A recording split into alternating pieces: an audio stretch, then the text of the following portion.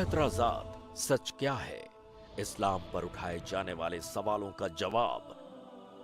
अल्हम्दुलिल्लाह वस्सलातु वस्सलाम अला रसूलिल्लाह वअला आलिहि वसहबिहि अजमईन अम्मा बाद। हम शुरू करते हैं आज की स्ट्रीम का में खान सर की जो वीडियो है जो बहुत वायरल हुई है कल, और कई न्यूज़ चैनल्स ने भी इसको हाईलाइट किया है, इसको प्ले किया है। तो इस वीडियो का हम एनालिसिस शुरू करते हैं। और आइए मैं आपको इसमें ये बताऊं, एक मिनट। तो सबसे पहले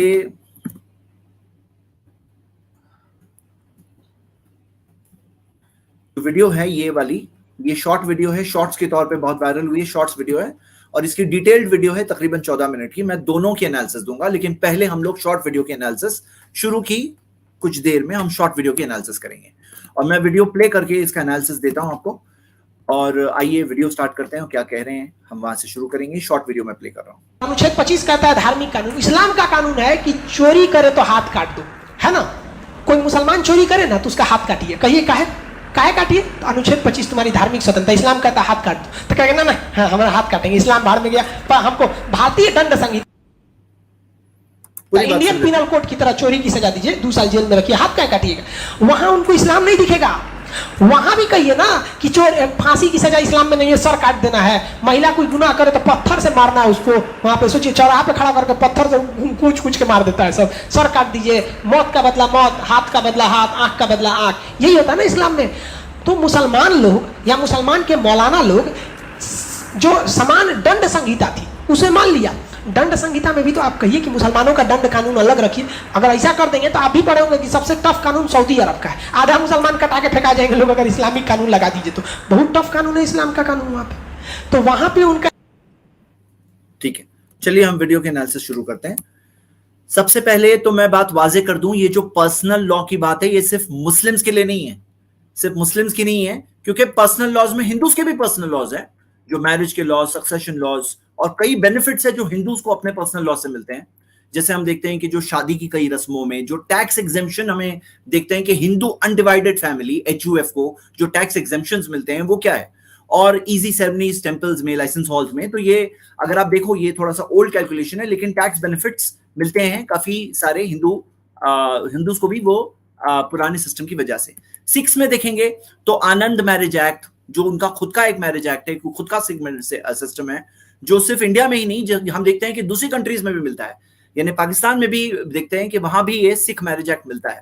तो ये सिख मैरिज एक्ट जो अब जाकर हम देखते हैं कि अमेंडमेंट बिल 2012 में पास हुआ, तो ये सिख कम्युनिटी से भी ताल्लुक है, आदिवासी से भी ताल्लुक है, कि हम देखते हैं ट्राइबल राइट्स ग्रुप जो सुप्रीम कोर्ट तक पहुंचे हैं यूनिफॉर्म सिविल कोड के अगेंस्ट। तो यानी इससे मुस्लिम्स की बात नहीं होती, क्यों? क्योंकि आदिवासी के खुद के पर्सनल लॉज है मैरिज के ताल्लुक से। आप ये देख सकते हैं हिंदू मैरिज एक्ट 1955 के अंदर सेक्शन 2 का सब सेक्शन 2 के अंदर दिया है कि nothing contained in this act shall apply to the members of any scheduled tribe. और जो अगर आप देखोगे अदर रिलीजन्स एंड पर्सुएशंस के अंदर 60 ट्राइबल रिलीजन्स दिए हुए पूरे इंडिया के अंदर, जो अदर रिलीजन्स है। एक होता है इस्लाम फॉलो करने वाले, हिंदुइज्म फॉलो करने वाले, क्रिश्चियनिटी फॉलो करने वाले, अदर रिलीजन्स में 60 ट्राइबल रिलीजन्स है। क्रिश्चियन से भी ताल्लुक है, क्योंकि क्रिश्चियंस की जो एक्ट्स है जो ब्रिटिश जमाने से एक्टेड आउट है, और उसके अंदर भी जैसे कई सारे स्पेशल चीजें हैं जो डिफरेंट है, और इसी वजह से क्रिश्चियंस भी कई जगहों पे वो प्रोटेस्ट कर रहे हैं। पारसीज का भी अपने मैरिज के ट्रेडिशंस है, उनकी भी अपनी ट्रेडिशंस है, और ऑफ कोर्स मुस्लिम्स की भी है। और मुस्लिम की आबादी यहाँ की इतनी बड़ी आबादी है कि अगर आप देखोगे दुनिया की बहुत सारी 189 कंट्रीज की आबादी से ज्यादा मुसलमान यहाँ पर इंडिया में बसते हैं। एक बहुत बड़ी माइनॉरिटी हम भी हैं यहाँ पे इंडिया में, और ये सारी चीजें हम देख सकते हैं। और ये एक ऐसी आजादी की हम बात कर रहे हैं जो ब्रिटिश ने भी अपने जमाने में सप्रेस नहीं किया। जैसा कि आप देख सकते हो कि ब्रिटिश जमाने में भी कम्युनिटीज को अपने जो पर्सनल लॉज के तौर पर, चाहे उनकी मैरिज, डिवोर्स, विरासत, जो फैमिली के मैटर्स है, उसको अपने तौर पर, अपनी प्रथाओं के तौर पर करने की इजाजत, आजादी थी, उस जमाने में भी थी। तो ये जो आजादी जो चलती आई है, ये आजादी आज खत्म करने की बात जब हो रही है, तो हम ये देखते हैं कि ये जो सवाल उठाया जा रहा है, चलिए जो उन्होंने सवाल उठाया है, सबसे पहले तो हम देखते हैं कि कॉन्स्टिट्यूशन का सेक्शन 25 में क्या ये कहा गया है जो वो कह रहे हैं। देखिए मैं फिर से प्ले कर रहा हूं वीडियो, स्टार्टिंग में हम स्टार्टिंग में जाते हैं। अगर अनुच्छेद 25 कहता है धार्मिक कानून, इस्लाम का कानून है कि चोरी करे तो हाथ। सेक्शन 25 जो धार्मिक कानून कहता है, आइए देखते हैं क्या कहता है। सेक्शन 25 खोलते हैं तो all persons are equally entitled to freedom of conscience and the right to freely profess, practice and propagate religion. यहां पे धर्म को प्रैक्टिस करने की बात हो रही है, प्रोफेस करने की बात हो रही है। और सेक्शन 26 देखोगे, to manage its own affairs in matters of religion, धर्म की बात हो रही है। सेक्शन 25 26 के अंदर कानून की बात नहीं हुई है। फिर से सुनिए, मैं जो बात कह रहा हूं इनके साथ फिर से सुनिए। इस्लाम का कानून, अगर अनुच्छेद 25 कहता है धार्मिक कानून, इस्लाम का कानून है कि चोरी करे तो हाथ काट दो, है ना। कोई मुसलमान चोरी करे, तो यहाँ पे धार्मिक कानून के अंदर सेक्शन 25 का जो हवाला दे रहे हैं, सेक्शन 25 के अंदर बात हो रही है, किस चीज की बात हो रही है? सेक्शन 25 में रिलीजन की प्रैक्टिस की बात हो रही है, लीगल लॉज, कानून की बात नहीं हो रही। तो इस सेक्शन 25 का हवाला देकर ये नहीं कह सकते हैं कि ऐसा हो। जरा एडमिन, जरा मेरी वीडियोस दिख रही नहीं है, प्लीज आप जरा शॉर्ट वीडियोस फिर से ऐड करिए। तो ये चीज को मैं बता रहा हूं। और आगे आप देखिए, सेक्शन 26 का हमने देखा और मैंने आपको सेक्शन 25 का ये बताया, फंडामेंटल राइट्स, ये चीज है। चलिए हम आगे बढ़ते हैं। अच्छा, मैंने एक चीज रियलाइज किया कि मैं जो, एक मिनट, कुछ हिस्सा मैंने कवर किया था, मेरा पावर पॉइंट आप लोगों को शायद नजर नहीं आया, तो आइए मैं जरा फिर से वो पावर पॉइंट के साथ में कवर कर लूं। एक मिनट रुकिए, होल्ड करें एडमिन, जरा सेटिंग ठीक करिए प्लीज। ओके, तो मैंने जो अभी बताया कि दूसरे मजहबों से भी ताल्लुक है, ये उसके जो रिपोर्ट्स है, जैसे आप यहाँ देख सकते हैं स्क्रीन पर, लेक्सी लॉ की रिपोर्ट, जो ब्रिटिश जमाने में भी हमारे पास ये आजादी थी, यहाँ पे आप पढ़ सकते हैं जो रेड में लिखा हुआ है। It is also recommended that the personal laws of the Hindus and Muslim should be kept outside such codification.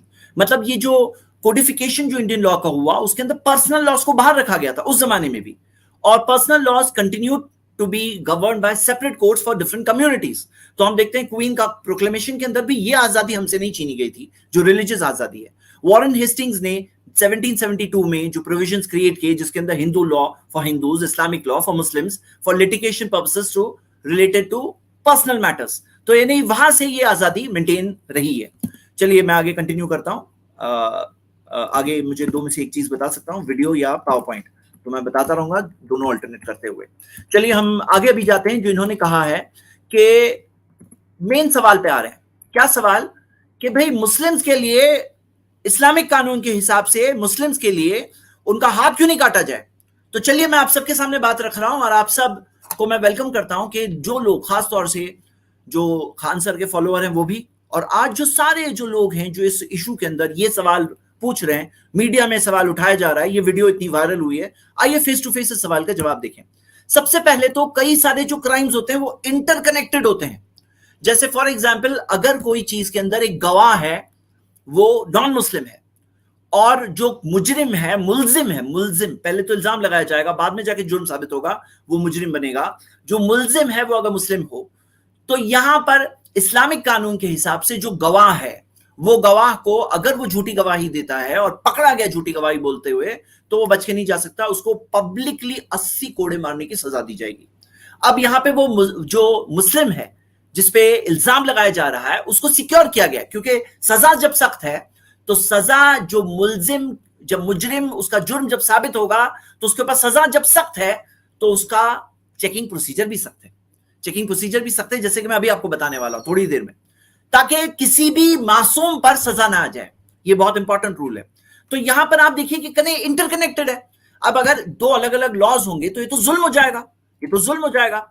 आप उसी तरह देख सकते हो कि अगर मान लो कि कोई क्राइम के अंदर दो लोगों ने एक दूसरे के खिलाफ किया है, अब एक पर कानून, दूसरे कानून के हिसाब से सजा होगी, दूसरे पर दूसरे कानून के हिसाब से होगी, तो यहां पर यह चीज में जुल्म हो जाएगा, नाइंसाफी हो जाएगी।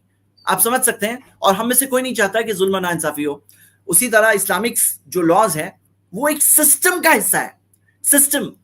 जैसे बाज लोग ये बात बहुत रिपीट करते हैं, खान सर ने भी रिपीट किया, कहा कि चोर की हाथ काटने की सजा है। हाँ, तो चोर का हाथ काटने की सजा है, तो ये बात याद रखिए कि चोर का हाथ जहां काटने की सजा है, तो वहां इस्लाम में ज़कात का सिस्टम पहले आता है, ज़कात का सिस्टम पहले आता है। और मैं चोरी की मिसाल से आपको मैं चंद बातें बताने वाला हूं जो आप थोड़ी देर में देखेंगे कि ज़कात के सिस्टम के अंदर सारे मालदार लोगों का अपने 2.5% अपने प्रॉपर्टी, माल का हिस्सा एवरी ईयर देना पड़ेगा, लिक्विड एसेट्स का हिस्सा, और जो ज़कातेबल एसेट्स होते हैं उसका हिस्सा उनको 2.5% देना पड़ेगा एवरी ईयर। अब क्या होगा, कोई भूखा नहीं मरेगा। उसके बाद जाके कई स्टेप्स के बाद में ये एक चीज आती है कि जिसके अंदर एक पनिशमेंट है, इस्लाम के अंदर स्ट्रिक्ट पनिशमेंट है कि चोर का हाथ काटा जाएगा। तो आगे हम ये देखते हैं, उसी तरह जो उन्होंने कहा कि औरतों को, जो औरत अगर मैरिड है, और औरत ही नहीं, सिर्फ औरत कह रहे हैं, मर्द भी अगर मैरिड है, औरत भी मैरिड है, तो दोनों ने अगर अडल्ट्री किए हैं, यानी कि जो फैमिली के अंदर पाकीज़गी होनी चाहिए, जो रिलेशंस, सेक्सुअल रिलेशंस बाहर हो, उसके 4 आई विटनेसेस मिले हैं। 4 आई विटनेसेस यानी कि आप समझ सकते हैं कि उसके अंदर ऐसा नहीं है कि किसी के ऊपर भी इल्जाम लगा दिए और उसके ऊपर सजा नाफिज हो जाए। 4 आई विटनेसेस ने देखा, वो कह रहे हैं कि ऐसा हुआ, तो फिर जाकर ऐसे केस के अंदर उसको पब्लिकली स्टोनिंग टू डेथ की सजा दी जाएगी, या तो वो आकर इकरार कर रहे हैं कि हाँ मैंने किया, एक्सेप्ट कर रहे हैं जुर्म को। तो यहां पर इससे पहले क्या है, इससे पहले इस्लाम के अंदर हिजाब का सिस्टम है, सेग्रीगेशन का सिस्टम है, मर्द और औरतों के अंदर खुलवत मिक्सिंग नहीं होती है। बहुत सारे स्टेप्स के बाद में सजा के तौर पर एक चीज है, ताकि हमारी जो सोसाइटी के अंदर हमारी पाक दामनी, पाकीज़गी बरकरार रहे, और लिनेज के अंदर जैसे हम आज देख रहे हैं कि कितने सारे ऐसे बच्चे हैं जिनका कोई ख्याल रखने वाला नहीं है, जिनको सिर्फ अपनी माएँ संभाल रही है, उनके वालिद कौन है वो भी पता नहीं है। और ये सारी चीजें जो होती है, वालिद रिस्पॉन्सिबिलिटी लेने तैयार नहीं है, लीगल तौर पे पता नहीं है, हो सकता माँ को पता होगा लेकिन लीगल तौर पे पता नहीं है। तो ये सारी चीजें हैं जो जिसकी वजह से सोसाइटी आगे जाकर बर्बाद हो जाती है, और ये चीज को रियलाइज कर रहे हैं लोग कि इसके अंदर बहुत बड़ा प्रॉब्लम होता है, तो इस्लाम ने उस चीज को प्रोटेक्ट किया है। अब आइए यहां पर ये जो कह रहे हैं कि जो मैं अल्फाज में रिपीट करता हूं, आइए हम सुनते हैं। चीज कहता है धार्मिक कानून, इस्लाम का कानून है कि जी, कोई मुसलमान चोरी करे ना तो उसका हाथ काटिए। कहिए काहे काटिए? तो अनुच्छेद 25 तुम्हारी धार्मिक स्वतंत्रता, इस्लाम कहता है हाथ काट दो, तो कहेगा ना हाँ हमारा हाथ काटेंगे, इस्लाम भाड़ में गया। पर हमको भारतीय, इस्लाम भाड़ में गया, कौन मुसलमान बोलेगा? कौन मुसलमान बोलेगा इस्लाम भाड़ में गया? ये झूठ बात है। अल्लाह अकबर, ऐसा कोई ईमान वाला कोई मुस्लिम बोल सकता है? कोई नहीं बोल सकता है, कोई नहीं बोल सकता है। ये झूठी बात है, झूठा इल्जाम है, और ये चीज इस तरह से कहने से पहले डरना चाहिए कि कोई भी किसी के बारे में, कोई भी मजहब के बारे में ऐसा कोई कहे तो ये बात बिल्कुल गलत है, ये बिल्कुल आउट ऑफ, ये बिल्कुल गलत बात है। कोई ईमान वाला है, इस्लाम है, फॉलोअर है, वैसी बात नहीं बोल सकता। दंड संहिता, इंडियन पिनल कोड की तरह चोरी की सजा दीजिए, 2 साल जेल में रखिए, हाथ क्या काटिएगा? वहां उनको इस्लाम नहीं दिखेगा।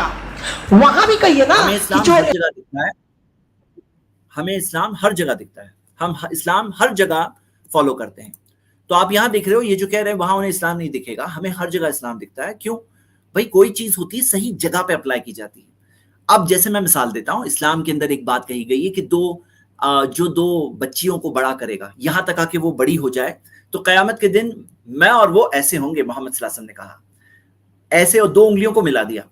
अब किसी के पास 2 बेटियां हैं तो उसके लिए खुशी की बात है कि मैं अपनी 2 बच्चियों को अच्छे से बड़ा करूं, मैं मोहम्मद सल्लल्लाहु अलैहि वसल्लम के इतने करीब कयामत के दिन आ जाऊंगा, कितनी खुशी की बात है।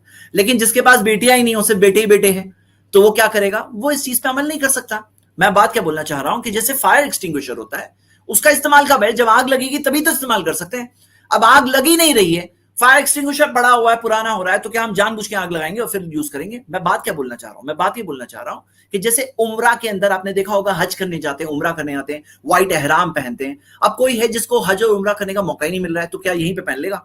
अपने घर में पहन लेगा? तो नहीं, जो चीज जिस जगह है उस जगह अप्लाई होगी, जो चीज जिस जगह है उस जगह अप्लाई होगी। तो इस्लामिक लॉज है, जहां पे हुकूमत होगी वहां पे लॉज अप्लाई होंगे, जहां हुकूमत नहीं है वहां लॉज अप्लाई कैसे हो सकते हैं? तो हम ये जो इनका कहना है कि ये यहां पे अप्लाई करो, यहां पे ये चीज अप्लाई करो, ये बात सही नहीं है, ये बात सही नहीं है। अब आप देखिए क्या इन्होंने कहा, में नहीं, ये सर काट देना है। महिला कोई गुनाह करे तो पत्थर से मारना है उसको। वहां पे सोचिए, चौराहा पे कि चोर, फांसी की सजा इस्लाम में नहीं है, सर काट देना है। महिला कोई गुनाह करे तो पत्थर से मारना है उसको। अच्छा, ये जो बात बोल रहे हैं ना इस तरह से कि ये कह रहे हैं जिसे बहुत स्ट्रिक्ट लग रहा है, कि आपको पता है कि यहां पर इंडिया में, जैसे आपको पता है जब निर्भया केस हुआ था दिल्ली में, तो कितने सारे लोग कह रहे थे कि भाई रेपिस्ट लोगों को जो सख्त सजा दी जाए, ये क्यों, ये चीज तभी वो फील कर रहे थे। तो इस्लाम के अंदर जो स्ट्रिक्ट लॉज है कि कोई रेपिस्ट है उसके लिए बहुत सख्त सजा है, चोरी करने के लिए सख्त सजा है, लेकिन सिस्टम के साथ है, ऐसा नहीं कि बिना सिस्टम एक चीज है। हाँ, ये बात को बहुत इंपॉर्टेंट है। तो आप देखोगे कई सारे पॉलिटिकल लीडर्स कई सारे मौकों पर कहते हैं कि भाई ऐसी चीजों में हमें शरिया लाइक लॉज चाहिए, शरिया लाइक लॉज चाहिए, ताकि क्राइम्स अगेंस्ट वुमेन में औरतों की इज्जत की हिफाजत हो सके, जो इतना सारा क्राइम बढ़ते जा रहा है। तो वो लोग तभी कहते हैं। तो आप ये समझिए कि एक सिस्टम है जिसके कई सारे लोग कहते हैं, और इसके अंदर भी आप देखोगे जैसे मर्डर की सजा, मर्डर की सजा में ऐसा नहीं कि डायरेक्टली मौत की सजा, जो ये कह रहे हैं, मैं सुन लीजिए इनको भी। हाँ, मर्डर की सजा, वहां पे सोचिए चौराहा पे खड़ा करके पत्थर से कूच कूच के मार देता है सब, सर काट दीजिए, मौत का बदला मौत, हाथ का बदला हाथ, आंख का बदला आंख, यही होता है ना इस्लाम में। तो मुसलमान, तो आप ये देखिए कि इस्लाम के अंदर मर्डर की सजा में किसास, डेथ के लिए डेथ पनिशमेंट, जो किसास के अंदर एक है कि भाई मौत के बदले में मौत, लेकिन ये आधी बात कह रहे हैं। दियत का भी सिस्टम है, ब्लड मनी, कि जैसे हम देखते हैं इंसान की जो फितरत होती है ना, नेचर के अंदर भी 3 टाइप की फितरत होती है। एक वो होते हैं जो कहते हैं नहीं मुझे बदला चाहिए, एक वो होते हैं जो कहते हैं कि कुछ कॉम्पेंसेशन मिल जाए, एक वो होते हैं जो कहते हैं माफ कर दो। तो इस्लाम के अंदर तीनों चीजें, और माफ करना सबसे हाईएस्ट लेवल बताया गया है। ये है इस्लामिक शरिया के अंदर, कि जैसे 42-40 के अंदर आप देख सकते हैं माफ करना भी जिक्र है, और उसके अंदर रिकॉम्पेंसेशन भी जिक्र है। तो ये पूरा एक सिस्टम है। अब आप देखो इसके अंदर कंसिडरेशंस भी होते हैं, कि जैसे मान लो फेमाइन है, सूखा है, सूखे के वक्त पे नाफिज नहीं किया जाएगा, और एक्सेप्शंस होते हैं। एक होता है रूल, एक होता है एक्सेप्शंस टू द रूल।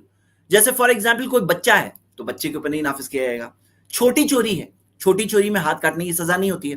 1/4 दीनार यानी 1/4 दीनार, 1 दीनार होता था 4.25 ग्राम का, 1/4 दीनार यानी तकरीबन 1 ग्राम गोल्ड से थोड़ा ज्यादा, अगर उतनी वैल्यू की चोरी है तो हाथ काटने की सजा होगी। छोटी चोरियों के लिए दूसरी सजा हो सकती है, हाथ काटने की सजा नहीं है। और एक्सेप्शंस में जैसे आप ये देखेंगे, अल्लामा सुब्की ने ये 82 चीजें दी है कि चोरी की सजा नाफिज करने से पहले ये सब चेक किया जाए कि कहीं ये तो नहीं है, कहीं ये तो नहीं है, कहीं ये तो नहीं है। 82 कंडीशंस पास होगी तब जाके चोरी की सजा नाफिज होगी। तो यहां पे मामला क्या है कि रूल्स होते हैं, ये जो आधी बात कह रहे हैं। जैसे फॉर एग्जाम्पल जिना की सजा मैंने बताया, अडल्ट्री, उसके अंदर 4 आई विटनेसेस चाहिए, सूरह 24:13 देखिए। हाँ, सबको सजा देना मकसद नहीं है, चंद साबित केसेस को ऐसी सजा दी जाए कि पूरा माशरा सुधर जाए। सारे लोग जो चोरी करना चाहते थे वो समझ जाए कि मैं चोरी करूंगा, पकड़ा जाऊंगा, मेरा हाथ कट जाएगा। क्यों? इसे डिटरेंट कहते हैं। देखो एक फॉर्मूला है, E = S multiplied by P। E यानी कि उसका डिटरेंट पावर क्या है, कि कोई सजा है, किसी को पता है हाँ जेल हो जाएगी, 2 साल जेल में चले जाएंगे, ओके ओके 2 साल जेल में जाके आ जाऊंगा, पकड़ा भी गया तो भी कोई इतना नुकसान नहीं है। लेकिन इस्लामिक पनिशमेंट में क्या है कि पकड़े गए तो हाथ काट दिया जाएगा। अब क्या है, डिटरेंट इफेक्ट यानी रोकने का एक असर पैदा होता है, उसके अंदर एक असर पैदा होता है। और सिवियरिटी के भाई पनिशमेंट की क्या सिवियरिटी है, multiplied by probability of getting caught. तो यानी क्या होता है, इससे डिटरेंट पावर होता है कि कितनी सिवियर पनिशमेंट है और पकड़े जाने के क्या चांसेस है। इसी से एक आदमी कितना रुकेगा कितना नहीं रुकेगा, क्योंकि हर कोई इंसान अच्छा नहीं होता है, बहुत सारे लोग जुर्म करने वाले भी होते हैं। तो जासूसी से रोका गया है, गुनाह को छुपाने भी कहा गया है, शक वाले मामले में हद की सजा नहीं होगी, ये बहुत सारी चीजें हैं। और आप अगर जेल वाला सिस्टम देखो तो आपको पता है जेल्स मेंटेन करने में कितना कॉस्ट होता है, कितना बड़ा बजट हमारा सालाना जाता है सिर्फ जेल्स का खर्चा संभालने में। अगर आप देखोगे इंडिया के अंदर तो सबसे वर्ल्ड की कम जो कॉस्ट है उन कंट्रीज में से इंडिया है, $5,900 पर ईयर। हाँ, ये इस रिपोर्ट के अंदर, ये रिपोर्ट के अंदर ये पूरा प्रूफ के साथ दिया हुआ है, $5,900 पर प्रिजनर पर ईयर का ये कॉस्ट है। लेकिन यही कॉस्ट कई कंट्रीज में तो बड़ा है। और जेल के ताल्लुक से भी समझो कि जेल में डालना, आज हम लोग समझते हैं जेल में डालना, लेकिन ये भी तो एक टाइप का टॉर्चर है। जो आप कह रहे हो वो हाथ काटना एक टाइप का टॉर्चर है, उसे इस तरह से जिक्र कर रहे हो, तो जेल में डालकर रखना ये भी एक टाइप का टॉर्चर है। ये साबित हुआ है। हो सकता है आगे जाके जमाने में लोग बोलेंगे अरे जेल में रखने वाले लोग कितने बुरे लोग हुआ करते थे जो 2023 में रहते थे, जो टॉर्चर किया करते थे प्रिजनर्स को इस तरह से। कल हो सकता है ऐसा भी होगा, हमें क्या पता। तो ये देखिए आगे हम देखते हैं इन्होंने क्या कहा है, वीडियो देखते हैं। मान के मौलाना लोग जो समान दंड संहिता थी उसे मान लिया।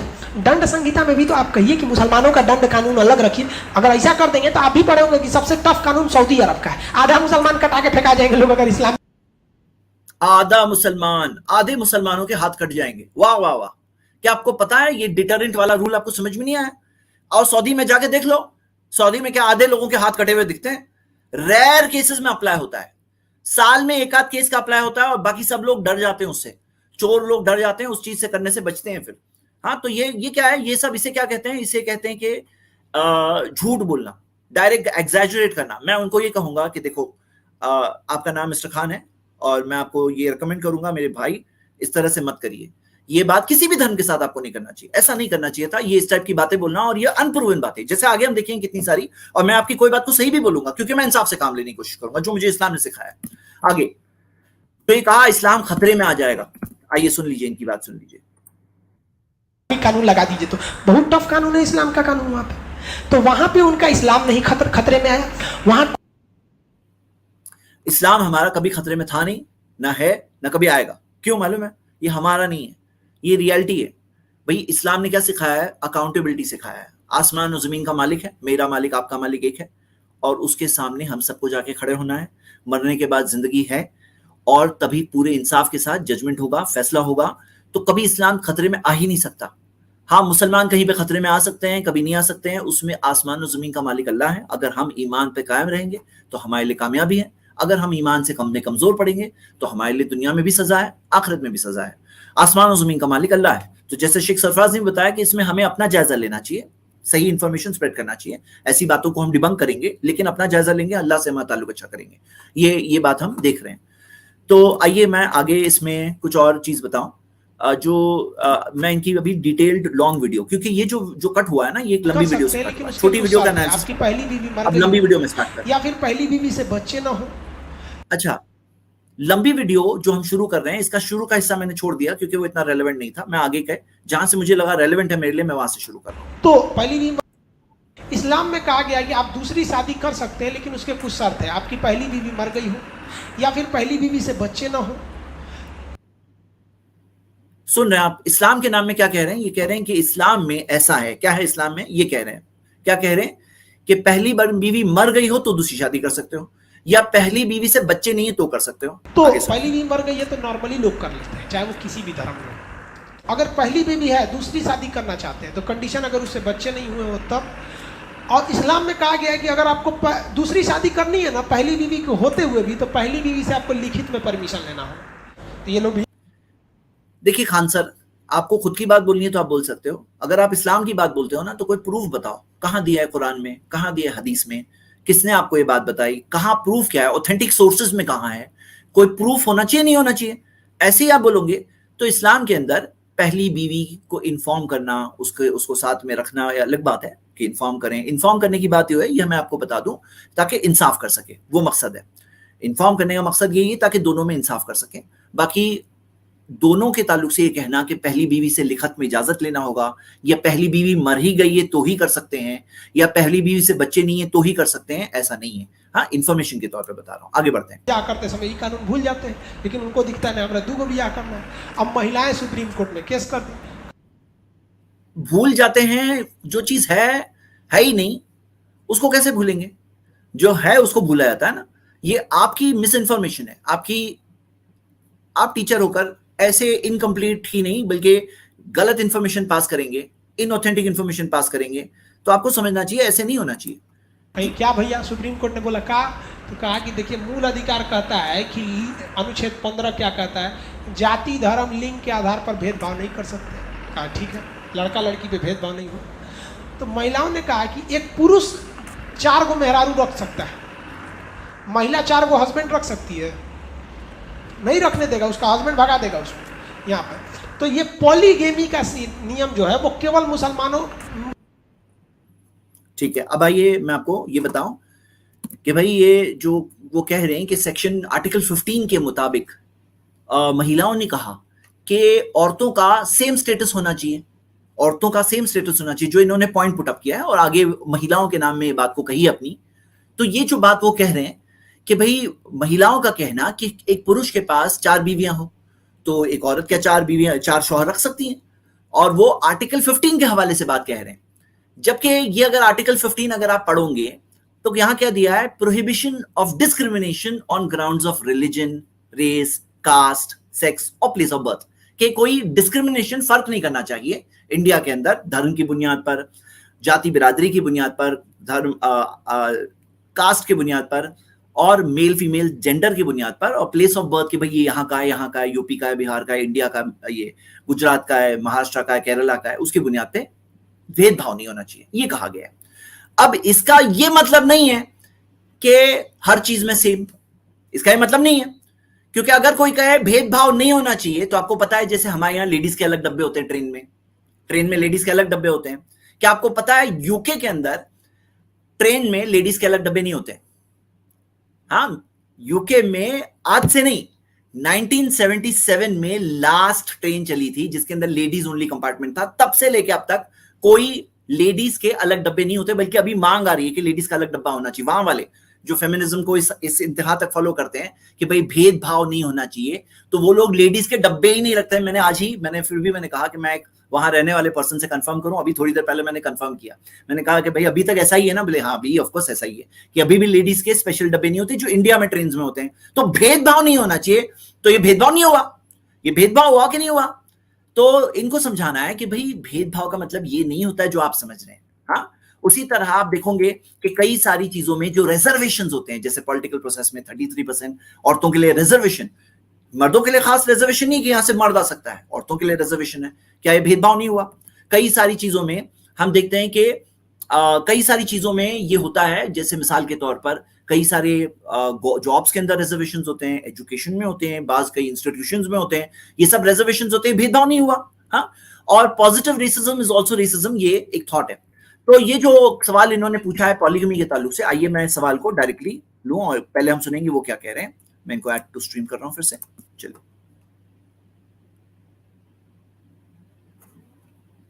पुरुष में ये ज्यादा प्रचलन था। हालांकि ये जो चीजें हैं, बहु विवाह जो है, ये अशिक्षितता का इसका मुख्य कारण होता है। आप रामविलास पासवान को देखेंगे ना, ये बिहार के नेता हैं, पहले रेल मंत्री भी रहे थे, उन्होंने भी 2 शादी किया है। दिग्विजय कह रहे हैं रामविलास पासवान की भी 2 बीवियां हैं। हाँ, सिंह को देख लीजिए, कांग्रेस के बड़े नेता है, उन्होंने 2 शादी, दिग्विजय मुलायम सिंह सिंह को की भी देखिए 2 2 शादी बीवियां की। तो ये एक अलग चीज है। तो इसमें कहा गया है कि नहीं भैया, हिंदू भी एगो शादी। अभी थोड़ी देर पहले कह रहे थे मुसलमानों में ही है, और अपनी ही बात को खुद कॉन्ट्रडिक्ट कर रहे हैं। अच्छी बात है। ये बिहार के नेता हैं, पहले रेल मंत्री, मैं पीछे ले रहा हूँ। मुसलमान पुरुष में ये ज्यादा प्रचलन था। हालांकि ये जो चीजें हैं, बहु विवाह जो है, पॉलीगेमी का नियम जो है वो केवल मुसलमान पुरुष में ये ज्यादा प्रचलन था। हालांकि अच्छा, ये जो कह रहे हैं ना पॉलीगमी का केवल मुसलमान पुरुषों में ज्यादा मिलता है, तो आइए मैं इनको बताता हूं कि भाई पॉलीगमी, और खुद भी बता रहे हैं रामविलास पासवान क्या मुस्लिम है, हाँ, मुलायम सिंह क्या मुस्लिम है, और दिग्विजय सिंह क्या मुस्लिम है, खुद अपनी बात को कॉन्ट्रडिक्ट कर रहे हैं। लेकिन आगे देखिए, ये देखिए 1961 की रिपोर्ट है। पॉलीगमी के अंदर मुस्लिम्स 5.7% थे, हिंदूज 5.8% थे, और आदिवासी 15.25% थे। जैन भी मुस्लिम से ज्यादा थे 6.7%, और बुद्धिस्ट भी मुस्लिम से ज्यादा थे 7.9%। 61 की रिपोर्ट, 1961। और अगर आप देखोगे ये 2006 की रिपोर्ट जो नेशनल फैमिली हेल्थ सर्वे का की वेबसाइट पे दी हुई है, इसके अंदर आया कि हिंदूज 1.77% थे, और क्योंकि लीगली अलाउड नहीं है हिंदूज के लिए, वो बाइगेमी जो गोवा सिविल कोड के थ्रू जाके करें या कुछ और तरीके से करें वो अलग बात है। मुस्लिम्स में 2.55% है, क्रिश्चियन में ज्यादा पीछे नहीं है, 2.35% है, लेकिन सबसे आगे बुद्धिस्ट 3.2%। हाँ, तो हम ये देखते हैं कि ये चीज कहना कि मुस्लिम्स ही सबसे आगे हैं, सबसे आगे तो बुद्धिस्ट है इसमें, और उससे पहले आदिवासी मिला था रिपोर्ट में। हाँ, और आप ये देख सकते हो कि गोवा सिविल कोड के अंदर अलाउड है, ये आपके सामने स्क्रीन पे लिखा हुआ है, गोवा सिविल कोड के अंदर मौजूद है ये। चलिए हम आगे बढ़ते हैं, आगे देखते हैं कि इन्होंने क्या कहा है। बहु विवाह जो है, ये अशिक्षितता का इसका मुख्य कारण होता है। आप रामविलास पासवान को देखेंगे ना, ये बिहार के नेता हैं, पहले रेल मंत्री भी रहे थे, उन्होंने भी 2 शादी किया है। दिग्विजय सिंह को देख लीजिए, कांग्रेस के बड़े नेता है, उन्होंने 2 शादी, मुलायम सिंह को देखिए 2 शादी किया। तो ये एक अलग चीज है। तो इसमें कहा गया है कि नहीं भैया, हिंदू भी एगो शादी और मुसलमान भी एक शादी, क्योंकि समान सिविल संहिता रहना चाहिए। आप हिंदू है ना, तो आप 7 फेरा लीजिए। हम आपकी रीतियों को नहीं मना कर सकते, क्योंकि अनुच्छेद 25 कहता है रीति नहीं चेंज कर सकते। आप मुसलमान है ना, तो आप कहिए निकाह कबूल है, आधा किलो छोहाड़ा लुटा दीजिए।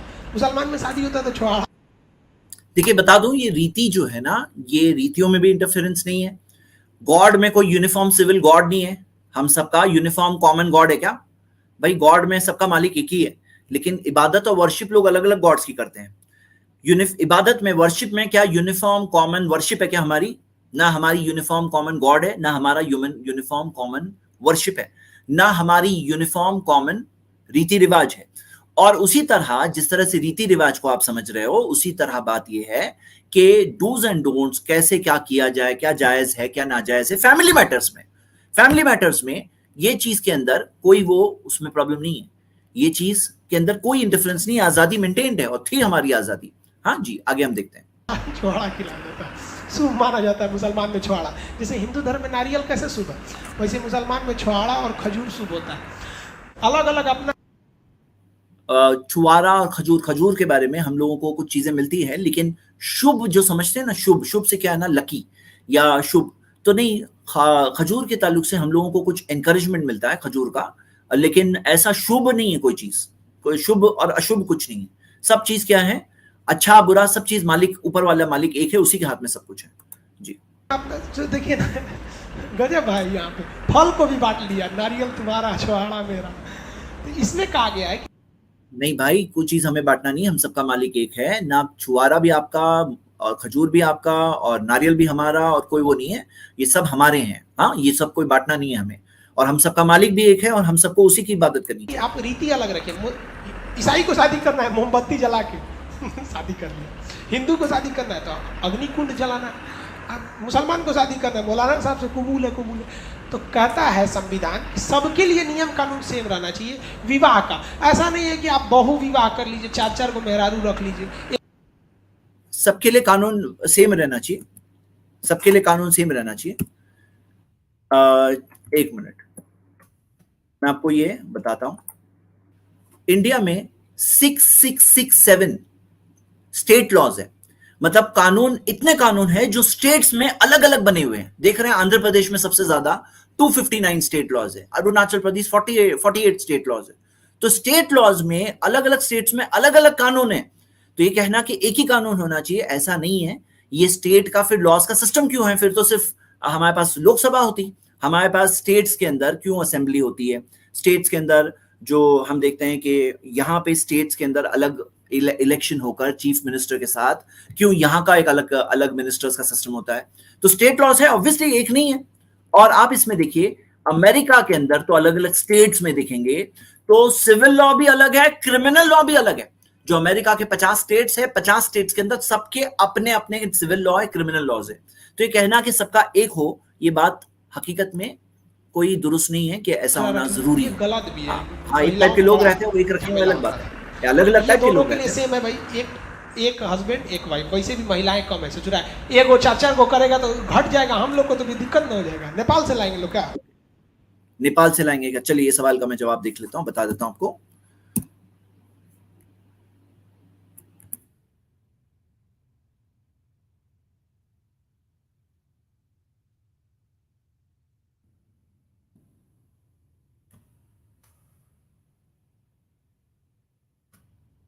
मैं इन्हीं को बता रहा हूं सबसे पहले, और सारे लोगों को बता रहा हूं। ये जो बात इन्होंने सवाल उठाया, ये जवाब जानना जरूरी है। ये आप देख सकते हैं कि इंडिया के अंदर कितनी विडोज है। जरा फिगर देखिए, इंडिया में 4,32,00,000 बेवाएं, विडोज हैं। ये 2011 के सेंसस से है, 2021 का सेंसस तो हुआ ही नहीं। 2011 के सेंसस हमारे पास ओल्डेस्ट रिपोर्ट, लेटेस्ट रिपोर्ट यही अवेलेबल है। लेकिन मर्दों में 1,22,00,000 ऐसे मर्द हैं जो विडोवर्स बोलेंगे, जिन्हों डिवोर्सीज देखेंगे तो कितनी है? 9 लाख डिवोर्सीज हैं, और 23 लाख सेपरेटेड औरतें हैं, यानी कि ना मैरिड है ना डिवोर्स्ड है, बस ऐसे हस्बैंड ने छोड़ दिया। कुल मिला के 4,65,00,000 है जो विडोज, डिवोर्सीज, सेपरेटेड औरतों की बात कर रहे हैं। और इसमें अगर हम एक और फिगर ऐड करते हैं कि जो औरतों की 44 इयर्स की एज हो गई और शादी नहीं हुई, कंवारी, तो 66 लाख ऐसी भी हैं। तो कुल अगर आप देखोगे तो ये एक बहुत बड़ा फिगर है। दूसरी चीज आप देखोगे कि अगर हमारी कंट्री के अंदर जो डाउरी का सिस्टम इतना बड़ा है, दहेज का सिस्टम कितना प्रॉब्लम है, ये हम सब जानते हैं। और मैं इनके सवाल के जवाब के तौर पे बता रहा हूं कि दहेज के अंदर 24,771 डाउरी डेथ्स 3 साल में रिपोर्ट हुई थी। आप सोच सकते हो कि कितनी हुई होगी जब इतनी रिपोर्ट हुई। डाउरी डेथ किसको बोलते हैं? कि दहेज मांगा आदमी ने, औरत ने दे दिया तो कुछ नहीं दिया, मांगा मांगा मांगा मांगा मांगा, एक दिन जाके उस बहू को मार दिया गया, या उसने अपनी बीवी को मार दिया कि दहेज नहीं ला रही इसलिए मार दिया। ऐसे जो केसेस जो रजिस्टर्ड है 24,771। और अगर आप देखोगे 3.48 लाख, 3.5 लाख तकरीबन केसेस ऐसे रजिस्टर हुए हैं जिसके अंदर डाउरी के केसेस। और ये चीज से क्या होता है मालूम है? दहेज के सिस्टम से एक और प्रॉब्लम पैदा होता है, और वो है कि हमारी कंट्री के अंदर हर 1000 मर्दों के लिए, जो ये भी कह रहे हैं 943 औरतें हैं, जो 943 औरतें हैं, तो इसके अंदर हम ये देख रहे हैं कि 3.5 करोड़ जो औरतें गई कहां, उनका कत्ल कर दिया गया। क्यों कत्ल कर दिया गया? चाहे मां की कोख में किया गया, चाहे पैदा होने के बाद किया गया, लेकिन आज मर चुकी हैं वो। कहां गई वो कहां गई? क्योंकि दहेज की प्रथा की वजह से उनके फादर को ये टेंशन होता था कि हम दहेज कैसे देंगे, तो बच्ची को मार दिया या पैदा होने ही नहीं दिया। अब आप अगर एक से ज्यादा शादी का सिस्टम लाओगे और इजाजत दो, हर कोई नहीं करने वाला है, आप भी जानते हो हर कोई नहीं करेगा, क्योंकि जिम्मेदारी की बात है, रिस्पॉन्सिबिलिटी की बात है, जो रिस्पॉन्सिबिलिटी बेयर कर सकते हैं वही आगे बढ़ेंगे। सबसे पहले तो ये सब जो विडोज और डिवोर्सिस है ना, इनकी शादियां हो जाएगी, कवारी औरतें, कोई कवारी नहीं बचेगी। हाँ, ये प्रॉब्लम पहले सॉल्व हो जाएगा। दहेज के अंदर फिर क्या होता है, जब डिमांड बढ़ता है तो फिर क्या होता है, प्राइस बढ़ता है, आप जानते हो ये। तो दहेज का सिस्टम खत्म हो जाएगा, खुद ब खुद अपनी नेचुरल डेथ तक पहुंच जाएगा। और फिर क्या होगा, वो चीज स्टार्ट होगी, जैसे आप देखोगे कि इस्लाम, ये एक आर्टिकल यहां दिया हुआ है, सऊदी अरेबिया के अंदर दहेज नहीं देती हैं लड़की, और लड़की वाले दहेज नहीं देते हैं। लड़के को मेहर जो देना पड़ता है इस्लामिक सिस्टम के हिसाब से, वो मेहर की रकम इतनी बढ़ गई है कि एवरेज सऊदी में शादी करने के लिए 10 लाख से लेकर 30 लाख के बीच में मेहर देना पड़ता है आदमी को। तो वहां के जो इस्लामिक स्कॉलर्स है लेक्चर देते हैं लड़की वालों को, कहते हैं इतना मेहर मत मांगो, इतना मेहर मत मांगो। नबी सल्लल्लाहु अलैहि वसल्लम ने फरमाया सबसे अच्छी शादी वो है जो आसान शादी हो, इतना मेहर मत मांगो, 10 लाख से 30 लाख इतना मत मांगो। तो कौन किसे कहा जाता है, वहां की लड़की वालों को लेक्चर दिया जाता है। यहां पे हम लोग किसको लेक्चर देते हैं, लड़के वालों को लेक्चर देते हैं, दहेज मत मांगो, दहेज मांगना गलत है, हराम चीज है वो। तो हम लोग ये बताते हैं। तो ये प्रॉब्लम खुद ब खुद सॉल्व हो सकता है। और उसी तरह जो लोगों को जायज चीज नहीं मिलती, फिर वो लोग नाजायज चीज की तरफ जाते हैं। आज तो इंडिया के अंदर इलीगल रिलेशंस जायज हो गए, और इसका रिजल्ट क्या होता है, हमारी अगली पीढ़ी, इंडिया की अगली जनरेशन हमारी खराब होती है इस चीज की वजह से। इसी वजह से मैं कहता हूं ये जो सिस्टम है ना, ये जो फेल्ड सिस्टम है, यूनिफॉर्म सिविल कोड वाला फेल्ड सिस्टम, जो वेस्टर्न कंट्रीज का सिस्टम है, जहां उनकी मैरिजेस फेल हो गई है, जहां उनके डिवोर्स का सिस्टम फेल्ड है, जहां उनकी सोसाइटी में फैमिली बर्बाद हो चुकी है, तो आप देखोगे कि वो सिस्टम को यहां लाना ये एक बहुत रॉन्ग चीज है। तो 40% अमेरिका के अंदर बच्चे आउट ऑफ मैरिज पैदा हो रहे हैं, 40%। और ये बच्चे जो बगैर शादी के पैदा होते हैं, फादर क्या रिस्पॉन्सिबल हुआ जिसने शादी नहीं किया, उसकी माँ से, बच्चे की माँ से शादी नहीं किया, क्या वो जिम्मेदार है वो बच्चे के ऊपर? नहीं है जिम्मेदार। फिर देखिए क्या होता है, फिर ये होता है कि ऐसे बच्चों का देखा गया कि वो लोग ड्रग एडिक्शन के ज्यादा शिकार होते हैं, ऐसे बच्चों का स्कूल में परफॉर्मेंस खराब होता है, ये साबित है, ये देखिए रिपोर्ट्स है यहाँ आपके सामने है। और फिर ऐसी सिंगल माएं, जो तकरीबन अमेरिका के अंदर 1.25 करोड़ ऐसे बच्चे जो है वो सिंगल माएं बड़ा कर रही है, जो माँ और बाप दोनों का रोल प्ले कर रही है। तो फिर क्या होता है, ऐसी माओं में सिवियर मेंटल डिसेबिलिटी 28% माओं में, और बहुत सारी माएं तो बच्चा पैदा ही नहीं होने देती। जो सिंगल माएं हैं 26% बच्चे माएं अबॉर्शन करा देती बच्चे का। हाँ, और जो ऐसे चीज सिस्टम की वजह से जो सेक्सुअली ट्रांसमिटेड डिजीजेस अमेरिका में यहां तक पहुंच गई है, ये रिपोर्ट देखिए कि अमेरिका की 33 करोड़ आबादी में से 11 करोड़ का एसटीडी हो चुका है, 11 करोड़। उसको सिर्फ कंट्रोल करने के लिए $16 बिलियन, जो तकरीबन 1,70,000 करोड़, 1,70,000 करोड़ का खर्चा अमेरिकन गवर्नमेंट हर साल करती है, ताकि सेक्सुअली ट्रांसमिटेड डिजीज जो 1/3 आबादी को हो चुकी है वो और ज्यादा स्प्रेड ना हो जाए। हाँ, तो ये देख सकते हैं आप, 1/3 आबादी। तो ये मैंने इनके सवालों का जवाब दिया। मैं बता रहा हूं कि जो चीज बताई जा रही है ये एक ओल्ड सोच है, और जो एक रॉन्ग सोच है, और सही बात है कि इनको ओपन माइंड से देखना चाहिए है कि आप लोग। हाँ, शशि थरूर भी कमेंट कर रहे हैं कि सर शशि थरूर भी, ठीक है। हाँ, शशि थरूर की भी एक से ज्यादा वाइफ है। ये क्या पति वालों को लिस्ट बना के रख ले, कमेंट करके लिस्ट में दे रहा है सर सबनी के दुद्दू के पति। तो चलिए, ब्रो हमको लग रहा है आइडिया है, काहे लिए ये लिस्ट काहे लिए बनाया, हमको भी लग रहा है ना ये बहाना बनाया है कि अगर कोई बोलेगा ती का 2 विवाह कर लिया, तो लिस्ट दिखाएगा, देखो इतना बड़ आदमी की। अरे भैया 2 विवाह करेगा ना तो फिर 2 विवाह करेगा तो फिर नरक देख लेगा पृथ्वी पे। देखिए, तो ये विवाह का कानून हो गया, पॉलीगेमी खत्म कर देगा। तलाक, सुप्रीम कोर्ट ने तलाक को खत्म कर दिया, तलाक के बिद्दत को खत्म किया। तलाक पर हम आपको प्रीवियस वीडियो में बता दिए हैं कि ये महिलाओं के, देखिए इस्लाम के अंदर ही तलाक के बिदत जब वर्ड आप यूज कर रहे हो ना, उसका मीनिंग भी जान लेते हैं। वो बिदत वर्ड इसलिए है कि वो साबित नहीं है, वो सुन्नत नहीं है, वो तरीका नहीं है, और वो खराब, वो रॉन्ग है, वो हराम है जो तरीका है, और जो सही तरीका है वो करने सिखाया गया। और ये चीज जो तलाक के बिदत है कि एक ही बार बैठ करके कोई कहे तलाक तलाक तलाक, और ये 3 हो गई, तो ये हर जमाने और दौर में, एक जमाने में किया गया था, उस जमाने के लोगों में एक प्रॉब्लम देखा गया, उसको सॉल्व करने के लिए एक सजा के तौर पे लाया गया था। ये हर जमाने के अंदर नहीं था, और हर जमाने के अंदर शरीयत नहीं बदली। तो आप देखिए मोहम्मद सल्लल्लाहु अलैहि वसल्लम के जमाने में भी 3 तलाक एक ही थी, और उमर रदियल्लाहु अबू बकर रदियल्लाहु के जमाने में भी 3 तलाक एक ही शुमार होती थी, और उमर रदियल्लाहु के जमाने में भी शुरुआत में 3 तलाक एक ही शुमार की जाती थी। उन्होंने एक प्रॉब्लम देखा, वो उस वक्त के लिए उन्होंने लाया, हमेशा के लिए नहीं किया, हमेशा की शरीयत नहीं बनाई। और ये चीज को मुसलमानों के अंदर हम देखते हैं कि आप अगर सऊदी की जो सीनियर कमिटी ऑफ स्कॉलर्स है उनका भी फतवा ये है, और बहुत सारे ऐसे ऐसे स्कॉलर्स है जिन्होंने प्रूफ के साथ ये फतवा दिया है कि वो एक ही, वो हमारे अंदर का मसला है, वो हम एजुकेशन के जरिए हम सॉल्व कर सकते हैं। एक तरह के उनके लिबर्टी के खिलाफ था, उनकी पूरी जिंदगी 3 तलाक के अंडर में खत्म हो जाती थी। तो ये अभी भी समान सिविल संहिता आया नहीं है, जिस दिन आएगा ना तो हिंदू भी तलाक दे सकता है और मुसलमान भी तलाक दे सकता है। लेकिन ये जो कह रहे हैं ना कि हिंदू भी तलाक दे सकता है, मुसलमान भी तलाक दे सकता है, तो ये अभी इसका कोई ड्राफ्ट पहुंचा ही नहीं है ना, आपको तो कहां से तलाक कैसे देने के लिए कोर्ट में जाना पड़ेगा, समझ में आ गया कि कोर्ट में जाना पड़ेगा? ये बात सुनो, कोर्ट में जाना पड़ेगा तलाक देने के लिए। हाँ, ये चीज को देखेंगे, कोर्ट में जाएंगे तो कोर्ट का क्या मामला है, आप कोर्ट के बारे में देख सकते हो कि वहां पे करोड़ों केसेस पेंडिंग पड़े हुए हैं। कोर्ट के अंदर 1-2 नहीं, करोड़ों केसेस पेंडिंग पड़े हुए हैं। ये थोड़ी ओल्ड रिपोर्ट है कि 2 करोड़ केसेस उस वक्त पे पेंडिंग थे, मैंने लेटेस्ट चेक किया, इससे बहुत हाई फिगर है, आजकल हाई फिगर है। और इसके अंदर एस्टिमेट ये था कि अगर 30 साल तक एक भी नया केस नहीं आएगा तो जो पिछले केसेस क्रिमिनल वाले खत्म हो जाएंगे, सिविल वाले तो कभी खत्म नहीं होंगे, इतने सारे सिविल केसेस है पेंडिंग। इसी वजह से कोर्ट में हो जाएगा। कोर्ट में आपको पता है डिवोर्स का मामला कितना टाइम लगता है, कितना कॉम्प्लिकेटेड मामला है, तो इट्स लॉन्ग एंड कॉम्प्लिकेटेड क्योंकि कोर्ट्स लोडेड है, ओवरलोडेड है, उसके अंदर एग्जिस्टिंग लोड के साथ एडिशनल लोड वाले लाने वाली बात है। कभी कभी किसी केस के अंदर, जैसे आप ये रिपोर्ट देख सकते हैं, 15 साल तक भी वेट करना पड़ता है डिवोर्स मिलने के लिए। 15 साल आपके सामने ये रिपोर्ट मौजूद है, देखिए लिंक खोल करके आपको चेक करिए। और होता क्या है ना, फिर बहुत सारे लोग जो हैं औरतों को, अपनी बीवियों को डिवोर्स देते ही नहीं है, ऐसे ही छोड़ देते हैं पेंडिंग। और ऐसे सेपरेटेड केसेस आप देखोगे हिंदू कम्युनिटी के अंदर तो 19 लाख ऐसी औरतें हैं जो सेपरेटेड है, मुस्लिम कम्युनिटी में भी है, लेकिन उसके कंपैरिजन प्रोपोर्शनल तौर पर कम है, 2,87,000 है। और ये चीज बढ़ती है जब इस टाइप में डिवोर्स के अंदर प्रॉब्लम्स आते हैं, डिफिकल्टीज पैदा की जाती है, तो ऐसी औरतों के केसेस बढ़ जाते हैं जो ना मैरिड है ना डिवोर्स्ड है, जस्ट ऐसे ही सेपरेटेड में फिगर बढ़ जाता है।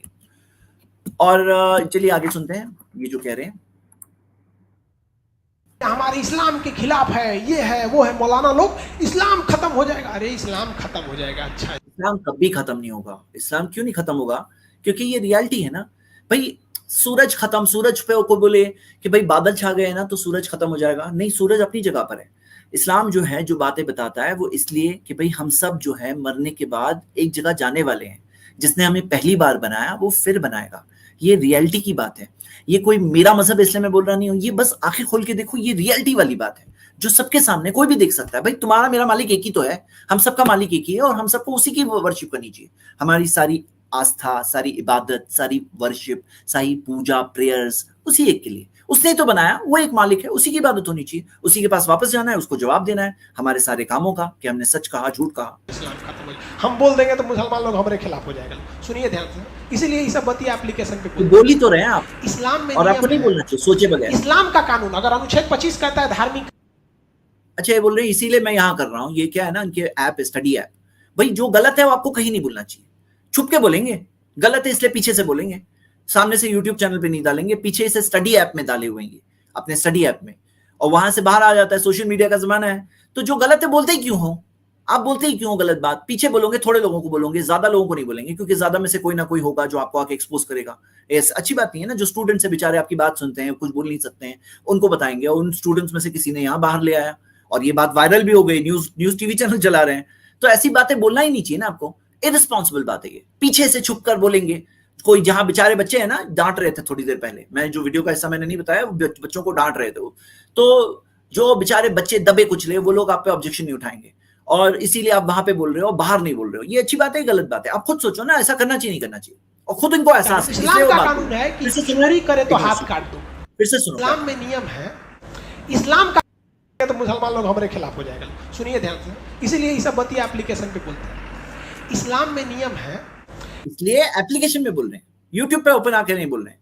मुसलमान लोग खिलाफ हो जाएंगे, और मुसलमान और कोई भी रिलीजन के खिलाफ, इतने बड़े फॉलोअर्स, हाँ इतने सारे लोग हैं, और होकर ज्यादा लोग हो भी नहीं तो भी आपको गलत बात ऐसे छुपके पीछे से बोलना चाहिए? गलत। इस्लाम का कानून अगर अनुच्छेद 25 कहता है धार्मिक कानून, इस्लाम का कानून है कि चोरी करे तो हाथ काट दो, है ना। ये पार्ट मैं कवर कर लिया हूं ना, ये वो जो कवर कर लिया हूं वही बात है, मैं फिर से रिपीट नहीं करता हूं, इसको स्किप कर देता हूं।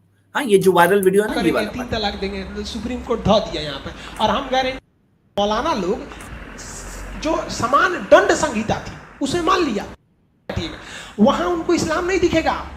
वहां भी ये बात हम बता चुके हैं ना स्टार्टिंग। सऊदी अरब का है, आधा मुसलमान कटा के फेंका जाएंगे लोग अगर इस्लामिक कानून लगा दीजिए तो। बहुत टफ कानून है इस्लाम का कानून वहां पे, तो वहां पे उनका इस्लाम नहीं खतरे में आया। वहां कोई, अरे भाई आप ये बात को समझो, जो कानून होते हैं ना क्रिमिनल लॉज, वो एक हुकूमत अप्लाई करती है। अगर जहां पे मुस्लिम कंट्री है, जहां पे इस्लामिक कानून है, वहां थोड़ी है कि कोई रास्ता चलता मुसलमान हाथ काटेगा। वो गवर्नमेंट अप्लाई होती है, उसके लिए गवर्नमेंट्स के लिए वो कानून है। वो कानून रास्ते चलते आदमी गली गली में कोई कुछ के लिए थोड़ी है, वो हुकूमत के लिए है। समझ रहे हैं आप? अब यहाँ पे ये है कि पर्सनल लॉ जो होते हैं ना, वो फैमिली के लॉज होते हैं।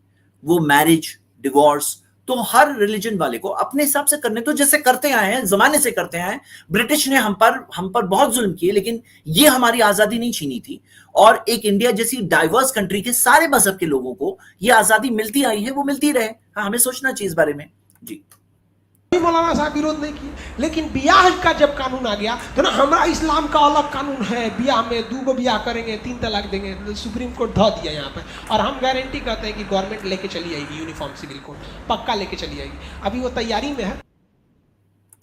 इससे कुछ खास, देखिए, पढ़े लिखे मुसलमान को या हिंदू को कोई तकलीफ नहीं आएगा। कोर्ट अभी भी एक दरवाजा रखा हुआ है कि आप तलाक दे सकते हैं। बड़े बड़े लोगों को तलाक की अर्जी चलती है। जमुई के डीएम दीपक कुमार का वत्सला के साथ भी नहीं चल रहा है। कोनो पहले से डीएम साहब बोल रहे हैं कि हमें मेहरुआ पहले से फसल है। कोनो दुकान झा जी से बतिया रही थी, 2700 बार कॉल की थी। देखो, अब यहाँ पे डिवोर्स के बारे में जो आप कह रहे हो ना, ये बात को समझिए। मैं जो ये पॉइंट रेस कर रहा है, मैं इसका जवाब देना थोड़ा सुन लेते हैं। 2700 बार डाउट वाला बतिए लग रहा है भाई। आप किसी फ्रेंड को 2700 बार थोड़े ना कॉल करिए। लड़का लड़कियां कौन सी बतियाता है सब इतना। तो भाई विवाह, उन्होंने लालू यादव के बेटा तेज प्रताप और ऐश्वर्या की शादी में उनका भी तलाक चल रहा है। तो वो 3 तलाक धड़ाक धड़ाक धड़ाक थोड़ी ना खत्म किया, तो अभी भी खत्म हो गया है कानून। तो दोनों का नियम सेम रहेगा। हाँ, रीतियां अलग रहेंगी लेकिन नियम सेम रहेगा। वसीयत मतलब किसका? देखिए, इस्लाम, ठीक है। अब ये देखो, 3 तलाक के ऊपर, ये इस्लाम में है ही नहीं, ये इस्लाम के अंदर मना है। आप ये देखोगे कि सही तरीका क्या है, आपको मैं बता देता हूँ। सही तरीका क्या है, शॉर्ट में बता देता हूँ। मेरी एक डिटेल्ड वीडियो है। कोई शख्स, जैसा ये कह रहे हैं, आगे जाके और कहेंगे कि कोई शख्स को गुस्सा आ गया बीवी के ऊपर, उसने कहा तलाक तलाक तलाक। ऐसा थोड़ी है इस्लाम के अंदर, आपको पता होना चाहिए। इस्लाम के अंदर सिस्टम ये है, कुरान के अंदर किसी को अगर तलाक देना है तो क्या देखेगा? सूरह तलाक है, सूरह 65 की पहली आयत, या अय्युहन नबी इज़ा तल्लक़्तुमुन निसा फतल्लिक़ूहुन्ना लिइद्दतिहिन्ना। ए नबी, जब तुम मुसलमान तलाक दो तो औरतों को तलाक उसके मुतय्यना वक्त पर दो, उसके गिवन टाइम पर दो, लिइद्दतिहिन्ना, उसके टाइम पर दो। तो हम ये देखें कि टाइम क्या होता है, तलाक देने में टाइम क्या होता है, इद्दतिहिन्ना जो टाइम है वो टाइम क्या है। तो अगर बीवी मेंसेस में है तलाक नहीं दे सकते। मेंसेस के अंदर है तो वेट करो। निफास में है यानी डिलीवरी के बाद की ब्लीडिंग में है, तलाक नहीं दे सकते, वेट करो। क्लियरली है, हराम है, मना है। सही बुखारी की हदीस कि अगर प्योरिटी वाले पीरियड में है, लेकिन मियाँ बीवी के अगर रिश्ता जो रिलेशंस कायम किए गए हैं उस पीरियड के अंदर, मेंसेस के बाद वाले प्योरिटी वाले पीरियड में है, लेकिन उनके अगर रिलेशंस हुए हैं तो हस्बैंड तलाक नहीं दे सकता। अब वेट करो। अब जब वो वेट करेगा कि ओके हाँ, अगली, मुझे आज बहुत गुस्सा आ रहा है, अभी अगली बार जब उसका मेंसेस आएगा, मेंसेस से वो पाक होगी, तब मैं जाके तलाक कहूंगा, डायरेक्टली कई दिन वेट करना पड़ता है। वेट करने में गुस्सा ठंडा हो जाता है, इस्लाम का सिस्टम है। अब ये सिस्टम के अंदर सपोज करो, मिसाल के तौर पर कंट्री के अंदर कानून होते हैं ना, ट्रैफिक लॉज होते हैं, ट्रैफिक लॉज। अब कोई होता है जो ट्रैफिक का कानून तोड़ता है, होते हैं ना जो सिग्नल तोड़ के जाते हैं। अब सिग्नल तोड़ के गया, एक्सीडेंट हो गया, तो आप दोष किसको दोगे? आप ड्राइवर को दोष दोगे ना, आप कानून को तो दोष नहीं दोगे। गाड़ी अच्छी है, ड्राइवर खराब है, ड्राइवर चलाने नहीं आया, उसने डैश कर दिया, तो आप ड्राइवर को दोष दोगे, आप गाड़ी को दोष तो नहीं दोगे। जब गाड़ी अगर अच्छी है तो यहां बात यह है कि इस्लाम का सिस्टम क्या है। जब आप इस्लाम की बात करो ना, तो इस्लाम से बात करो, कुरान से बात करो, हदीस से बात करो, ऑथेंटिक प्रूफ से बात करो। ऑथेंटिक प्रूफ से आप देखते हो तो आपको क्लियर दिखता है कि इस्लाम के अंदर तलाक का बहुत ब्यूटीफुल सिस्टम है, आसान नहीं है। और क्या है, मैक्सिमम लाइफ में वो औरत 3 बार ये वर्ड तलाक सुन सकती है, 3 बार से ज्यादा नहीं। अगर ज्यादा अलाउड होता तो कई सारे लोग रोज गुस्से में आ जाते, बीवी को तलाक बोलते, फिर रोज वापस ले लेते। क्योंकि इस्लाम के अंदर एक बार तलाक किसी ने कह दिया, कब कहा? हैज में नहीं कहेगा, निफास में नहीं कहेगा, हैज यानी मेंसेस में नहीं कहेगा, पोस्ट डिलीवरी की ब्लीडिंग में नहीं कहेगा, प्यूरिटी के पीरियड में अगर रिलेशंस हुए तो वहां नहीं कहेगा, वेट करेगा, सही वक्त पे कहेगा, ली इद्दतीन। उसने कहा, उसके बाद वो 3 महीने तक बीवी उसके साथ में रहेगी और बन ठन के भी रह सकती है, कहीं उसके अंदर कोई पाबंदी नहीं है। 3 महीने में माइंड चेंज कर दिया, क्योंकि अल्लाह ने कहा कि उन्हें अपने घरों से मत निकालना। 3 महीने में माइंड चेंज हो गया उसका तो वापस ले लेगा वो बीवी को, नहीं लिया तो फिर जाके तलाक कंप्लीट होगा, 3 महीने बाद कंप्लीट होगा प्रोसीजर। ये है सिस्टम, आपको सिस्टम पता होना चाहिए। जो आप जो चीज को गलत है, जो सिग्नल तोड़ने वाले लोग हैं, आप उनको दलील बना करके गवर्नमेंट के लॉस को गलत नहीं बोल सकते हैं। जो ड्राइविंग जिनको अच्छी नहीं आती है उनको प्रूफ बना करके आप ये कार की कंपनी को जो अच्छी कार बना रही है उसको गलत नहीं बोल सकते। तो इंसाफ की बात यह है कि आप इस्लाम का सिस्टम जान करके उस मुताबिक बताओ, हाँ इस्लाम का क्या सिस्टम है। तो इस्लाम के सिस्टम में हम देखते हैं ना, तो हमें यह मिलता है कि नंबर 1 ये सिस्टम है और उसके अंदर भी मैक्सिमम लाइफ में 3 बार वो औरत तलाक सुन सकती है। वर्ड तलाक वर्ड मैक्सिमम जिंदगी में 3 बार, एक बार सुन ली वापस ले सकता है शौहर, दूसरी बार तलाक कहा वापस ले सकता है, थर्ड टाइम तलाक कहता है तो वापस नहीं ले सकता। यानी क्या, अब उसके सर पे ये क्या मामला है, शौहर को डरने वाली बात है कि वो बीवी गई तो वापस नहीं ले सकता, अब वो वापस नहीं ले सकता। हाँ ये हुआ कि उसने किसी और से शादी की और ऐसा बाय चांस हुआ कि उसने भी उसे डिवोर्स दे दिया या उसके शौहर का इंतकाल हो गया, वो फ्री हो गई, अब वो शादी फिर से कर सकता है। लेकिन डायरेक्टली अगर होता तो फिर वो रोज लाइफ टाइम के लिए रोज तलाक सुनती, रोज वापस ले आया था। तो ये सिस्टम है। तो यहाँ पे ये सिस्टम के अंदर एक लिमिट से फायदा होता है। और हाँ, जो हलाला जो लोग बोलते हैं वो इस्लाम में अलाउड ही नहीं है। मोहम्मद सल्लल्लाहु अलैहि वसल्लम ने लानत की, कोई शादी के अंदर फिक्स टाइम लिमिट हो ही नहीं सकती, शादी के अंदर टाइम लिमिट नहीं हो सकती। मोहम्मद सल्लल्लाहु अलैहि वसल्लम ने हलाला करने वाले और जिसके लिए हलाला किया जाए दोनों पर लानत की। हाँ, तो ये बात हम दिख रहे हैं। चलिए आगे सुनते हैं क्या कह रहे हैं। इस्लाम में नियम है कि अगर दादा जिंदा है, दादाजी जिंदा है और किसी का बाप मर गया, ठीक है, तो उसका बाप मर गया लेकिन दादाजी जिंदा है, अब वो उसकी जो संपत्ति होगी इसमें छोटका का अधिकार नहीं है। अब ये दादा की मेहरबानी पे है, उस छोटका को देंगे कि नहीं देंगे इस्लाम के कानून के हिसाब से, ठीक है। जबकि हिंदू धर्म के कानून के हिसाब से अगर कोई महिला, अगर कोई बच्चा पैदा भी नहीं हुआ, अपनी माँ के पेट में है, उसके पिता का मान लीजिए एक्सीडेंट से मृत्यु हो गई और उसके बाद ये जन्म लेता है, तो भी इसका अधिकार है। ये भी अच्छा है। ये बात के ताल्लुक से मौलाना सरफराज ने कुछ बातें कही थी, मैं आपको इस ताल्लुक से और बातें बताता हूँ। हाँ इंशाल्लाह, जस्ट 1 मिनट।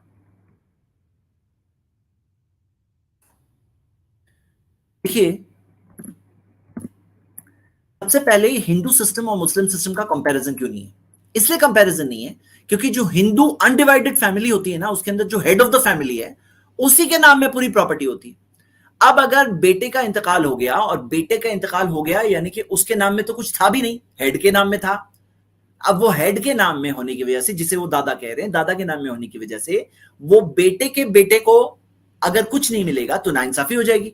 लेकिन इस्लाम ने क्या कहा, बच्चा भी होता है ना तो बच्चे का फाइनेंशियल स्टेटस अलग है। एक आदमी है ना, बिजनेस में काम कर रहा है तो ऐसा नहीं सब कुछ अब्बा के नाम पे, सब कुछ तुम्हारे हेड के नाम में, ये ऐसा सिस्टम इस्लाम में नहीं है। सबको अपनी अपनी ज़कात देनी होती है, सबके ऊपर फाइनेंशियल जिम्मेदारी अपनी है। जिसके पास पैसे जमा होंगे उसके लिए हज फर्ज हो जाएगा। तो इन्हें सबका फाइनेंशियल स्टेटस अलग है, सबको ज़कात अलग अलग अपनी अपनी अदा करनी है। सबकी ज़कात का अलग उसके अंदर वो स्लैब्स होते हैं।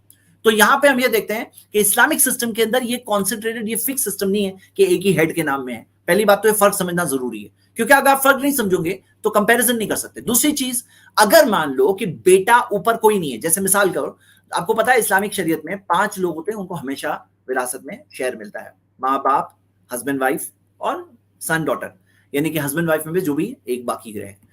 अब मान लो कि अगर बेटा भी अभी इंतकाल हो गया तो बेटे की जगह पे ग्रैंडसन को मिलेगा। ये क्या बोल रहे हैं कि ग्रैंडसन को कुछ नहीं मिलेगा, दादा की मेहरबानी पर है? ऐसा नहीं है, ऐसा नहीं है। ग्रैंडसन को 100% बेटे को जितना मिलेगा उतना ग्रैंडसन को मिलेगा, अगर उसके ऊपर चाचा वगैरह नहीं है तो। उसके अंदर भी विजडम है, मैं आपको विजडम बताऊंगा थोड़ी देर में। और जैसे मान लो कि अगर बेटी हो तो बेटी, यानी अगर मान लो एक बेटी है तो ग्रैंड डॉटर को भी मिलेगा, ये भी एक बात है। हाँ, ग्रैंड डॉटर को अपना शेयर मिलेगा अगर एक एक है तो। ये केस को आप अंडरस्टैंड कर सकते हैं। और आपको पता है जो ये कह रहे हैं ना दादा की मेहरबानी पर है, ये किस चीज का इशारा कर रहे हैं? इनको जवाब मालूम है एक्चुअली। जो वो कह रहे हैं वो इशारा क्या कर रहे हैं, वो वसीयत की तरफ इशारा कर रहे हैं। वसीयत यानी विल। मोहम्मद सल्लल्लाहु अलैहि वसल्लम ने 1/3 1/3 तक विल के जरिए देना इजाजत दी कि वसीयत की प्रॉपर्टी आपकी कितनी है उसमें से 1/3 आप वसीयत के जरिए दे सकते हो। लेकिन इसके अंदर फला वसीयता लिवारिसिन, जो लास्ट लाइन पढ़ी है कि वसीयत वारिस के लिए कोई वसीयत नहीं है। यानी क्या, वो जो वसीयत है ना नॉन वारिस के लिए है। अब पता चला पोता अगर नॉन वारिस है तो फिर दादा को क्या करना है, वसीयत करना है। वसीयत के अंदर वो बेटे से ज्यादा भी दे सकता है। और आपको पता है कि कई स्कॉलर्स ने फतवा दिया है कि अगर बेटे का इंतकाल हो गया, मान लो 2 बेटे हैं, एक बेटे का इंतकाल हो गया, अब वो बेटे के बेटे को डायरेक्ट शेयर नहीं मिलने वाला है क्योंकि उसके बाप के भाई है, एक या ज्यादा भाई मौजूद हैं, तो फिर उसको डायरेक्ट शेयर नहीं मिलने वाला है और दादा को ये पता है। तो शेख इब्न उसैमीन रहिमहुल्लाह ने फतवा दिया ऐसे सिचुएशन में कंपलसरी हो जाता है ऐसे दादा के लिए कि वो वसीयत बनाए और वसीयत बना करके ऐसे पोते को दे। ये बात भी क्यों नहीं बता रहे हैं, जब वो बात है उनको पता है वसीयत का सिस्टम मेहरबानी नहीं है ये। यहाँ पे लाजिम हो जाता है जब उसके फादर का इंतकाल हो गया है और दादा को पता है कि उनको नहीं मिले, और ऐसे वसीयत के जरिए तो उल्टा ज्यादा भी दे सकते हैं। एक और चीज क्या है कि अगर मान लो दादा ने नहीं किया तो जो वारिस होते हैं उनको क्या कहा गया, कुरान की आयत है पूरी खास इस बारे में, सूरह निसा सूरह 4 आयत नंबर 8, वइज़ा हज़र अल क़िस्मता, डिस्ट्रीब्यूशन के टाइम पर अगर हाजिर हो उलुल कुर्बा करीबी रिश्तेदार, वल यतामा यतीम हो, यतीम फादर का इंतकाल हुआ यतीम, वल मसाकीन गरीब, फर्ज़ुक़ूहुम मिन्हु तो उसमें से कुछ उनको भी दो, वक़ूलु लहुम क़ौलन मारूफा उनसे अच्छी बात कहो। कुरान की आयत है सूरह निसा सूरह 4 आयत नंबर 8, यानी उनको कुछ दो अल्लाह ताला ने कहा। तो ये चीज किसको उभारा गया, यानी वारिसों को भी उभारा गया है कि तुम लोग इस बारे में सोचो। अगर ऊपर वाले ने कभी नहीं सोचा, लाजिम था उसके लिए सोचे, नहीं सोचा वो दादा ने, तो तुम लोग सोचो। और इसके अंदर एक और बात है कि आप ये बात सोचिए कि इस्लाम के अंदर सबसे पहले वो जो उसके अब्बा का इंतकाल हुआ तो अब्बा की जो प्रॉपर्टी होगी उसको विरासत तो मिली ना।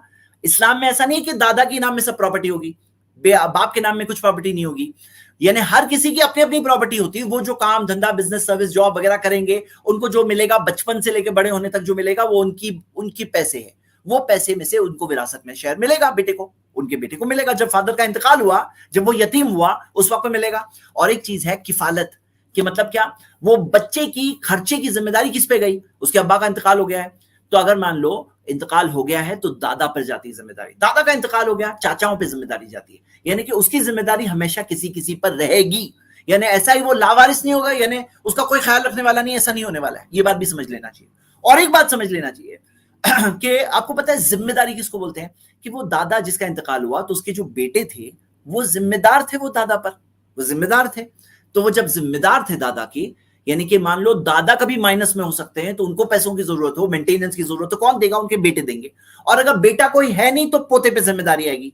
तो जब पोते पे जिम्मेदारी आएगी उसको विरासत में भी शेयर मिल रहा है, उसके ऊपर के जनरेशन में कोई नहीं है। लेकिन ऊपर के जनरेशन में जब है तो उन पे जिम्मेदारी भी है, उनको विरासत में भी हिस्सा मिलता है। ये सब विजडम्स हम देख सकते हैं जो हम लोग समझ सकते हैं। लेकिन ये जो कंपैरिजन कर रहे हैं ये रॉन्ग और नाइंसाफी वाली बात है। ये जो कंपैरिजन था ये गलत कंपैरिजन था। आइए हम वीडियो पे वापस जाते हैं। को भी अधिकार है संपत्ति में, हिंदुओं को पहले नहीं था लेकिन अभी संशोधन करके दिया गया। लेकिन हिंदू पर्सनल लॉ में महिलाओं का संपत्ति में अधिकार नहीं था, संशोधन करके दिया, लेकिन इस्लाम में पहले से था। तो हिंदू धर्म की जो पर्सनल नियम थे उसमें भी कुछ अच्छाइयां थी, कुछ खराबियां थी, जैसे सती प्रथा। कोई भी जो सवाल यहां पूछा जाता है ना, वो ये सवाल पूछा जाता है इस पॉइंट पे कि जो हिंदुओं में वो कहते हैं कि दिया गया, लेकिन ये आधी बात बता रहे हैं जो दिया गया। तो इसके अंदर आपको पता है कि सबसे पहले तो 1937 में जाकर कुछ मिले। ये कब की बात है, लेस देन 100 ईयर्स। और हमारे पास इस्लाम में एक्चुअली 1400 ईयर्स पहले से औरतों को राइट दिया गया। सूरा 4 वर्स 7 में यह आयत मौजूद है। ये कब दिया गया, 1937 में फर्स्ट टाइम कुछ राइट्स दिए गए, 1956 में और राइट्स दिए गए। लेकिन आज भी हाल क्या है आपको मालूम है, आप देखोगे एग्रीकल्चरल लैंड में जो खेती बाड़ी की जो जमीन है उसके अंदर बेटियों का शेयर नहीं है। क्या आपको मालूम है ये बात? और ये बात बहुत जरूरी इसलिए क्योंकि इंडिया की कितनी % आबादी गांव में रहती है, 65% आबादी गांव वगैरह में रहती है, 65%। तो ये जो कह रहे हैं दिया गया, और वही चीज में मुस्लिम महिलाओं को मिलता है जो उनका शेयर है। वो शेयर कितना है, वो शेयर के अंदर आप देखोगे कि इस्लाम के अंदर कुछ चीजों में, जैसे फॉर एग्जाम्पल 2:1 होता है, बेटा और बेटी देखेंगे तो बेटे का शेयर डबल होता है बेटी से। भाई का शेयर, अगर भाई और बहन देखेंगे, भाई का शेयर डबल होता है बहन से। हाँ, कुछ केसेस के अंदर इक्वल भी होता है, कुछ केसेस में औरतों का शेयर ज्यादा भी होता है। हाँ, जैसे उसकी कई मिसालें कल की स्ट्रीम में बताई गई। लेकिन कई केसेस में जैसे बेटा बेटी जो मेन जो केस होते हैं, बेटा और बेटी जो होते हैं, तो बेटे को डबल मिलेगा बेटी से। लेकिन इस्लामिक शरिया के अंदर क्या आपको पता है कि जो घर के खर्चे की जिम्मेदारी है, शादी से पहले घर के खर्चे की जिम्मेदारी एक लड़की की शादी से पहले उसके अब्बा पर है या उसके भाई पर है। अब्बा का इंतकाल हो गया, भाई पर है। और शादी के बाद उसके शौहर पर है या शौहर का इंतकाल हो गया तो उसके बेटे पर है। उसके खुद के ऊपर कभी है नहीं है। 100% फाइनेंशियल जिम्मेदारी मर्दों पे रखी गई है। तो विरासत में जो शेयर मिलेगा साथ साथ में उनको जिम्मेदारी भी संभाली गई है। शेयर तो दिया गया है डबल, जो खास ऐसे बेटा बेटी वाले शेयर में केस में जहां उसको खर्चा संभालना है तो वहां पे डबल दिया गया। हाँ, माँ बाप में सेम है, माँ बाप में दोनों का 1/6 थे, क्योंकि माँ बाप के अंदर वहां वो रिस्पॉन्सिबिलिटी वाला एंगल नहीं होता है ज्यादा, यहां पे ज्यादा एंगल होता है 2:1।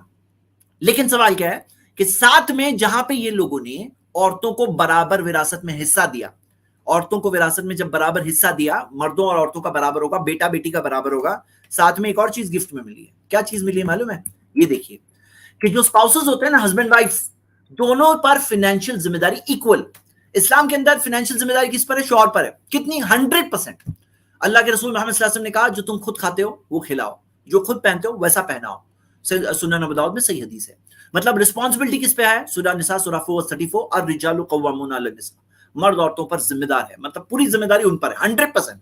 यानी कोई औरत अगर करोड़पति भी हो तो भी उसे खर्चा नहीं करना है, जिम्मेदारी उस पर नहीं है। और अगर उसके पास बिजनेस हो, जॉब हो, सर्विस हो वगैरह हलाल जायज दायरे में अगर उसके पास हो तो भी उस पर घर की जिम्मेदारी नहीं आएगी, घर की जिम्मेदारी टोटल हस्बैंड पर ही है। हाँ, विरासत में उसको शेयर मिलेगा, साथ में रिस्पॉन्सिबिलिटी मिलेगी, लेकिन औरतों को जब उन्होंने शेयर दिया तो साथ में घर की रिस्पॉन्सिबिलिटी भी दी। अब उसका रिजल्ट क्या है? उसका रिजल्ट ये आया है कि आप देख सकते हो कि सर्वे में आता है, ये देखिए 81% औरतें कहती है कि उनको जॉब में, जब वो बाहर जॉब करती है ना, तो कोई ना कोई टाइप का सेक्सुअल हैरेसमेंट मिला है, कोई ना कोई टाइप का। 81%। सवाल ये होता है कि वो 81% सेक्सुअल हैरेसमेंट के बावजूद जॉब क्यों करती हैं? वो इसलिए करती हैं क्योंकि घर की जिम्मेदारी है ना उन पर, महीने के आखिर में खर्चे का हिस्सा उनको भी देना है, रिस्पॉन्सिबिलिटी दोनों स्पाउसेस पर है। इस्लाम ने सिस्टम क्या कहा? नहीं, 100% मर्द पर है, औरतों पर जरा भी नहीं। और वो आदमी कोई चैरिटी नहीं कर रहा है, हाँ, वो आदमी कोई एहसान नहीं कर रहा, बल्कि उसको सवाब मिल रहा है, सवाब मिल रहा है, अल्लाह ताला उसको सवाब देगा उसका, लेकिन ये कोई एहसान नहीं कर रहा है, ये उसकी ड्यूटी है जो अल्लाह ताला ने दिया है। तो आगे ये देखिए कि ये चीज के अंदर क्या रिजल्ट पैदा हुआ है। आइए हम आगे देखते हैं। बताइए, तो ये गलत था कि नहीं था? बाल विवाह 12 साल की उम्र पे शादी करते थे। 12 साल पे शादी करो तो लड़कों तो 12-13 साल का करो ना, तो ससुरा लड़कवा रहता था 30 साल का, लड़कियां रहती थी 12 साल का, ये ना गलत हो जाता था। तो हिंदू धर्म में कुरीतियाँ थी, लेकिन हिंदू धर्म ने शिक्षा को अपनाया, उसने लगा कि नहीं ये ज़रूरी है हमारे समाज के लिए, इसलिए हिंदू धर्म आगे निकल गया वहाँ पे समाज के लिए। लेकिन ये अभी भी लोग कट्टरता पुराने वाला हम फॉलो करेंगे, अपडेट लाएंगे नहीं यहाँ पर। तो सरकार, ये जो अपडेट लाने वाली बातें मैं आपको बता दूं कि देखिए, अपडेट किस चीज को करना पड़ता है? जो इंसान की कोशिश होती है उसको अपडेट करते रहना पड़ता है। मिस्टेक्स होती है, मोबाइल है, आगे का मोबाइल इससे बेटर आएगा, इससे अच्छा हायर वर्जन पैदा होगा, हायर वर्जन में लोग शिफ्ट होंगे, अपडेट होता रहेगा। क्यों अपडेट होगा? क्योंकि इंसान की कोशिश है। लेकिन हम सबको समझना चाहिए कि भाई आसमान और जमीन का जो बनाने वाला मालिक है, जिसने इतने अपडेटेड सिस्टम से यूनिवर्स को बनाया, आप देखो ना उसकी कायनात को देखो, कितना अपडेटेड परफेक्ट है, कोई मिस्टेक नहीं निकाल सकते आप। तो वही मालिक जिसने हमें बनाया, हमारी बॉडीज को बनाया, सेल है, सेल के अंदर डीएनए है, डीएनए के अंदर मिलियंस ऑफ कैरेक्टर की इंफॉर्मेशन है, वो मालिक है, उसको हम लोग मानते हैं कि वो अल अलीम है, सब कुछ जानने वाला है, पहले से अपडेटेड है। अल खबीर, अल खबीर, हर चीज की खबर है उसके पास, पहले से है, अपडेटेड है, वो पहले से अपडेटेड है। हम लोग अपडेट होते हैं थोड़ा थोड़ा थोड़ा, फिर भी 100% तक नहीं पहुंचते, अनअपडेटेड भी रह जाते हैं। लेकिन वो अल खबीर है, अल हकीम है, हिकमत वाला है, वाइज है। हमारी हिकमत होती है ना प्रोपेगेंडा के आगे चली जाती है। हम लोगों को मालूम है शराब से बहुत प्रॉब्लम होता है, फिर भी शराब हम लोग बैन नहीं कर सकते। क्यों नहीं कर सकते? क्योंकि बिजनेसेस चलते हैं, लॉबीज हैं जो प्रोपेगेंडा करती है, एडवर्टाइजमेंट होती है वगैरह। शराब से जिंदगियां बर्बाद होती है, लेकिन हमारा अपडेट करके भी फायदा नहीं होता हमारा। तो यहां क्या है ना,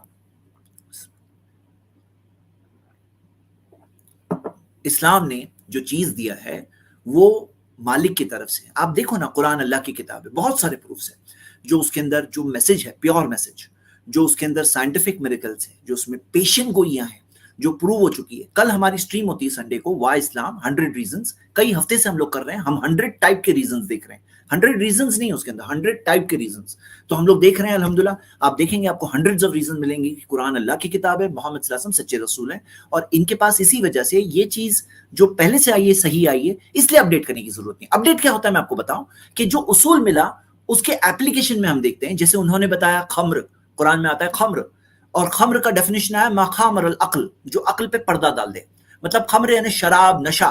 तो उसके अंदर हम देखते हैं ड्रग्स जो है, जो भी अक्ल पे पर्दा डाल देती है, वो भी खम्र के अंदर है। तो नई नई चीजें आएगी तो ओल्ड चीजें जो ओरिजिनल प्रिंसिपल्स है उसको अप्लाई करेंगे, और जो ओरिजिनल की नॉलेज नहीं होती है अवाम के पास, तो उन तक पहुंचाना पड़ता है इंफॉर्मेशन, तो वो लोग अपडेट होते हैं। अपडेट इस्लाम नहीं होता है, अपडेट लोगों की इंफॉर्मेशन होती है। हाँ, तो ये बात इस्लाम के ताल्लुक से। और आपको हम सबको ये समझना चाहिए कि भाई हम सब जब रहते हैं अलग अलग मजहब के लोग, तो हम एक दूसरे को रिस्पेक्ट भी करें इस चीज के अंदर, ब्लाइंड नहीं रखें, दिमाग को बंद नहीं रखें। अब जो सवाल पूछेंगे मैं आपको इंशाल्लाह प्रूफ के साथ दूंगा, एनालिसिस के साथ जवाब दूंगा। मैं एक स्टूडेंट ऑफ नॉलेज हूं, मैं सिर्फ इंफॉर्मेशन शेयर कर रहा हूं आपके साथ, लेकिन बताना ही चाह रहा हूं कि ये हमारे आंखों के आगे प्रोपेगेंडा हमारा होता है, जो हम समझते हैं यही सही है, जो हम सोचते हैं। आगे खोल के तो देखो क्या है आगे। जो चीज को हम पहले से गलत बोल के रखे, हो सकता है आप जिस चीज को गलत बोल रहे हो वही चीज सही सही बात है, जरा खोलो तो सही। कहती है कि भाई देखिए, वसीयत का जो नियम कानून रहेगा ना, सबका सेम रहेगा, जो हिंदू मुस्लिम सबका सेम रहेगा, ठीक है।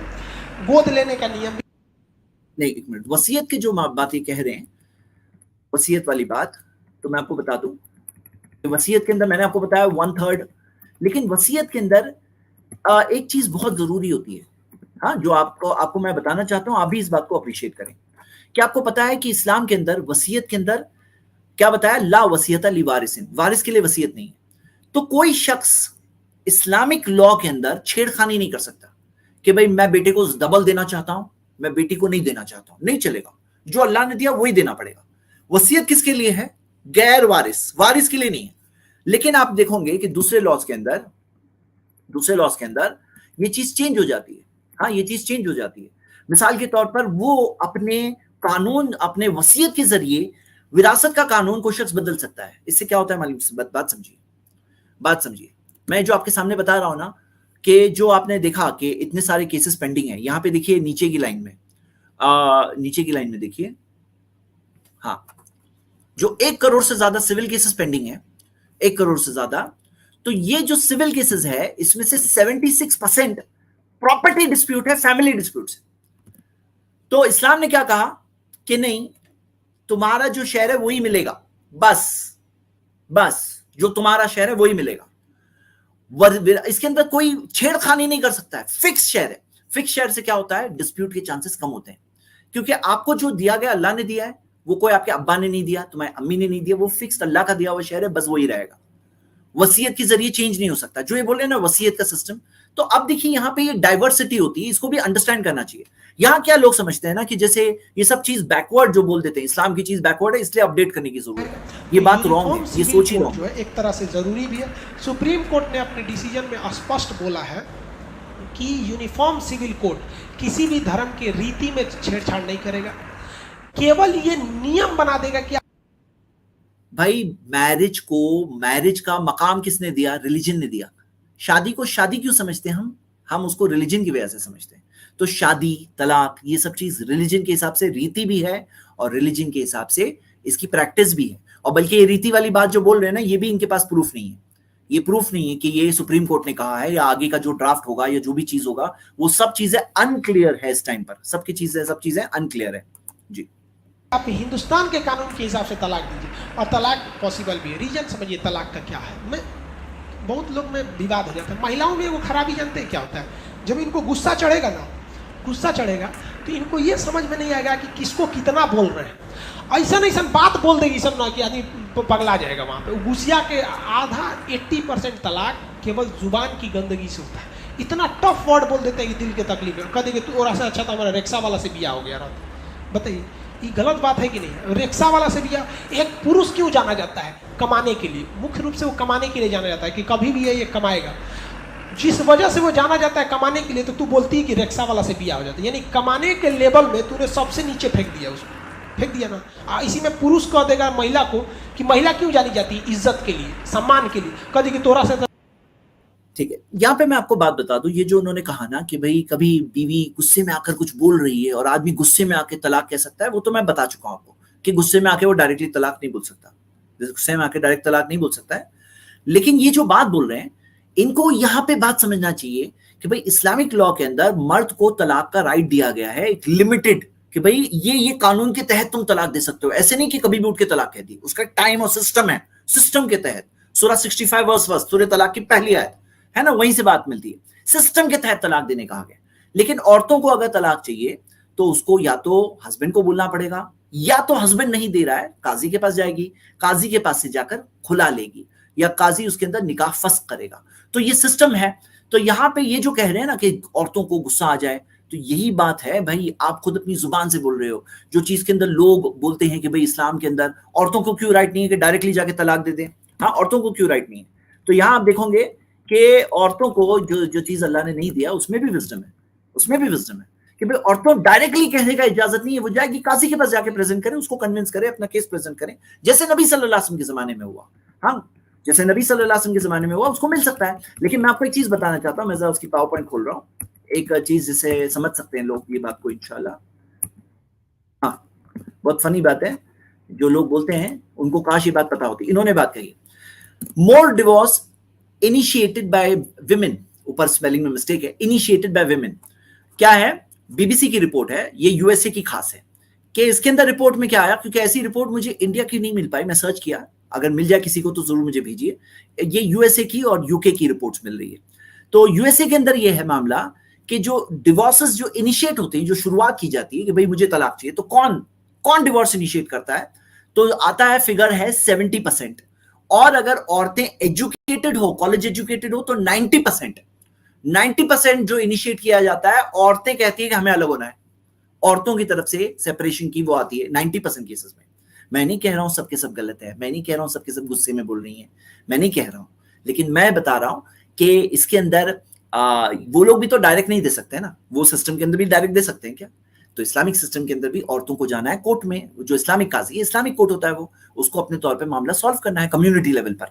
आगे हम ये देख रहे हैं कि उसी तरह यूके के अंदर 62% डिवोर्सेस वुमेन से इनिशिएट किया हुआ है। अब आप देखोगे डिवोर्स रेट कितना हाई है कि अगर 100 शादियां होती है तो 53 डिवोर्स हो जाते हैं अमेरिका में, और बेल्जियम में 100 शादियां होती है 71 डिवोर्स हो जाते हैं।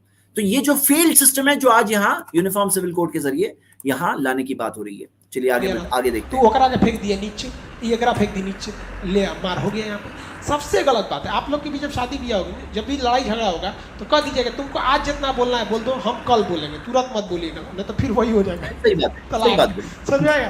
तो ये यूनिफॉर्म सिविल कोड, ये नियम आना चाहिए। लेकिन इसको ना मीडिया इस तरह से दिखा रहा है ना कि ये गेम चेंजर साबित हो जाएगा देश के लिए, कुछ साबित नहीं।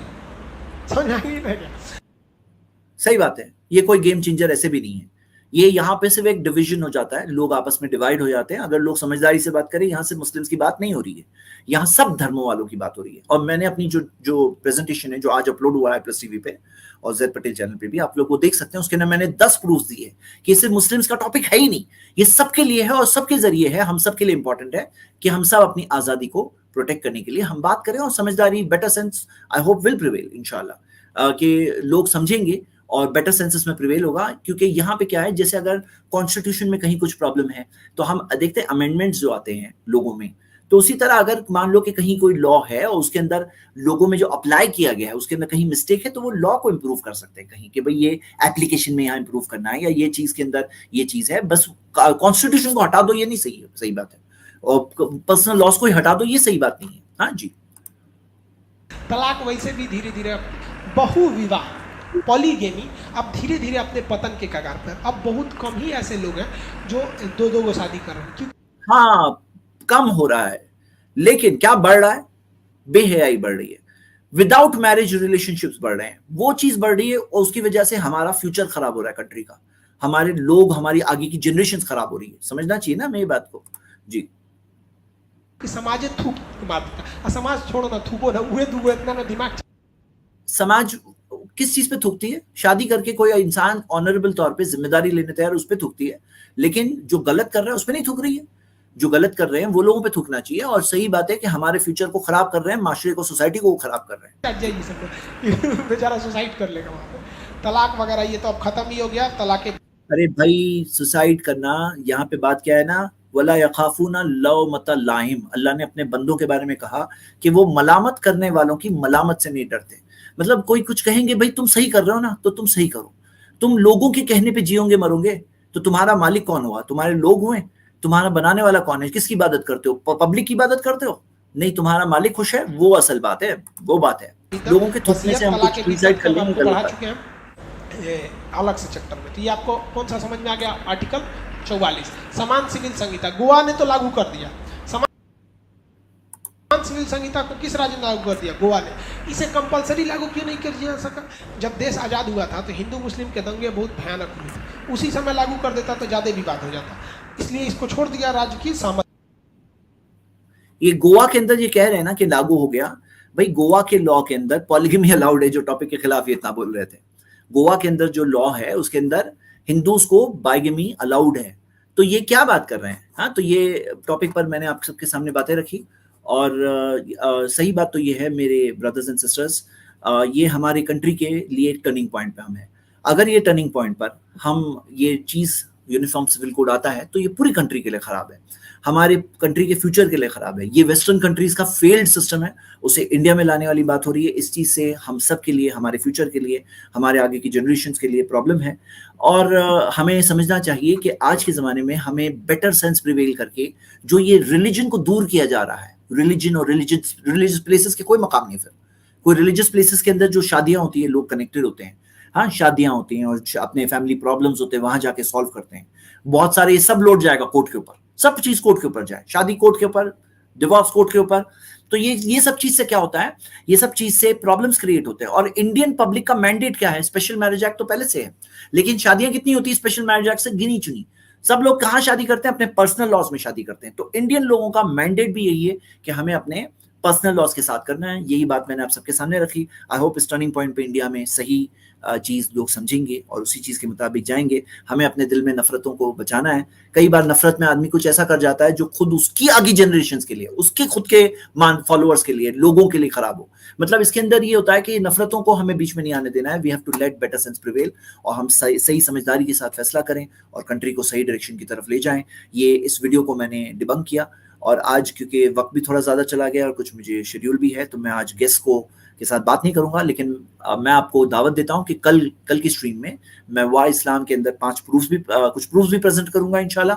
क्यों इस्लाम रिलीजन ऑफ ट्रूथ है, 9:30 की स्ट्रीम है, आप लोग सब जरूर ज्वाइन करें इंशाल्लाह। i+ TV के हमारे चैनल को और दूसरे चैनल्स को हमारे चैनल को आप सब्सक्राइब करें, ताकि हमारे सारी वीडियोस आप तक पहुंच सके इंशाल्लाह। और इस तरह से अल्हम्दुलिल्लाह हम लोग रेगुलरली कोई वीडियो जो इंपॉर्टेंट हो, जो इस्लाम के ताल्लुक से मिस रिप्रेजेंट कर रही है, इस्लाम की बातों को गलत बता रही है, तो हम लोग उसको सही क्लैरिफिकेशन करके सही बातें लोगों तक पहुंचाने की कोशिश करते हैं। अगर आप चाहते हैं कि कोई वीडियो कवर हो तो जरूर हमारे कमेंट सेक्शन में दाएं। हमारे मॉडरेटर्स जो कमेंट मॉडरेट करते हैं वो हम तक आपके सजेशन को जरूर पहुंचाएंगे इंशाल्लाह। i+ TV को लोगों तक पहुंचने में हमारा साथ दें और इसका मैसेज लोगों तक पहुंचाएं, उनको सब्सक्राइब करने कहें, और ताकि ये वीडियोस हमारी उन तक पहुंचे। हमारी कोशिश है ऑथेंटिक मटेरियल क्लियर, इजी, आसान तरीके से लोगों तक पहुंचाया जाए इंशाल्लाह।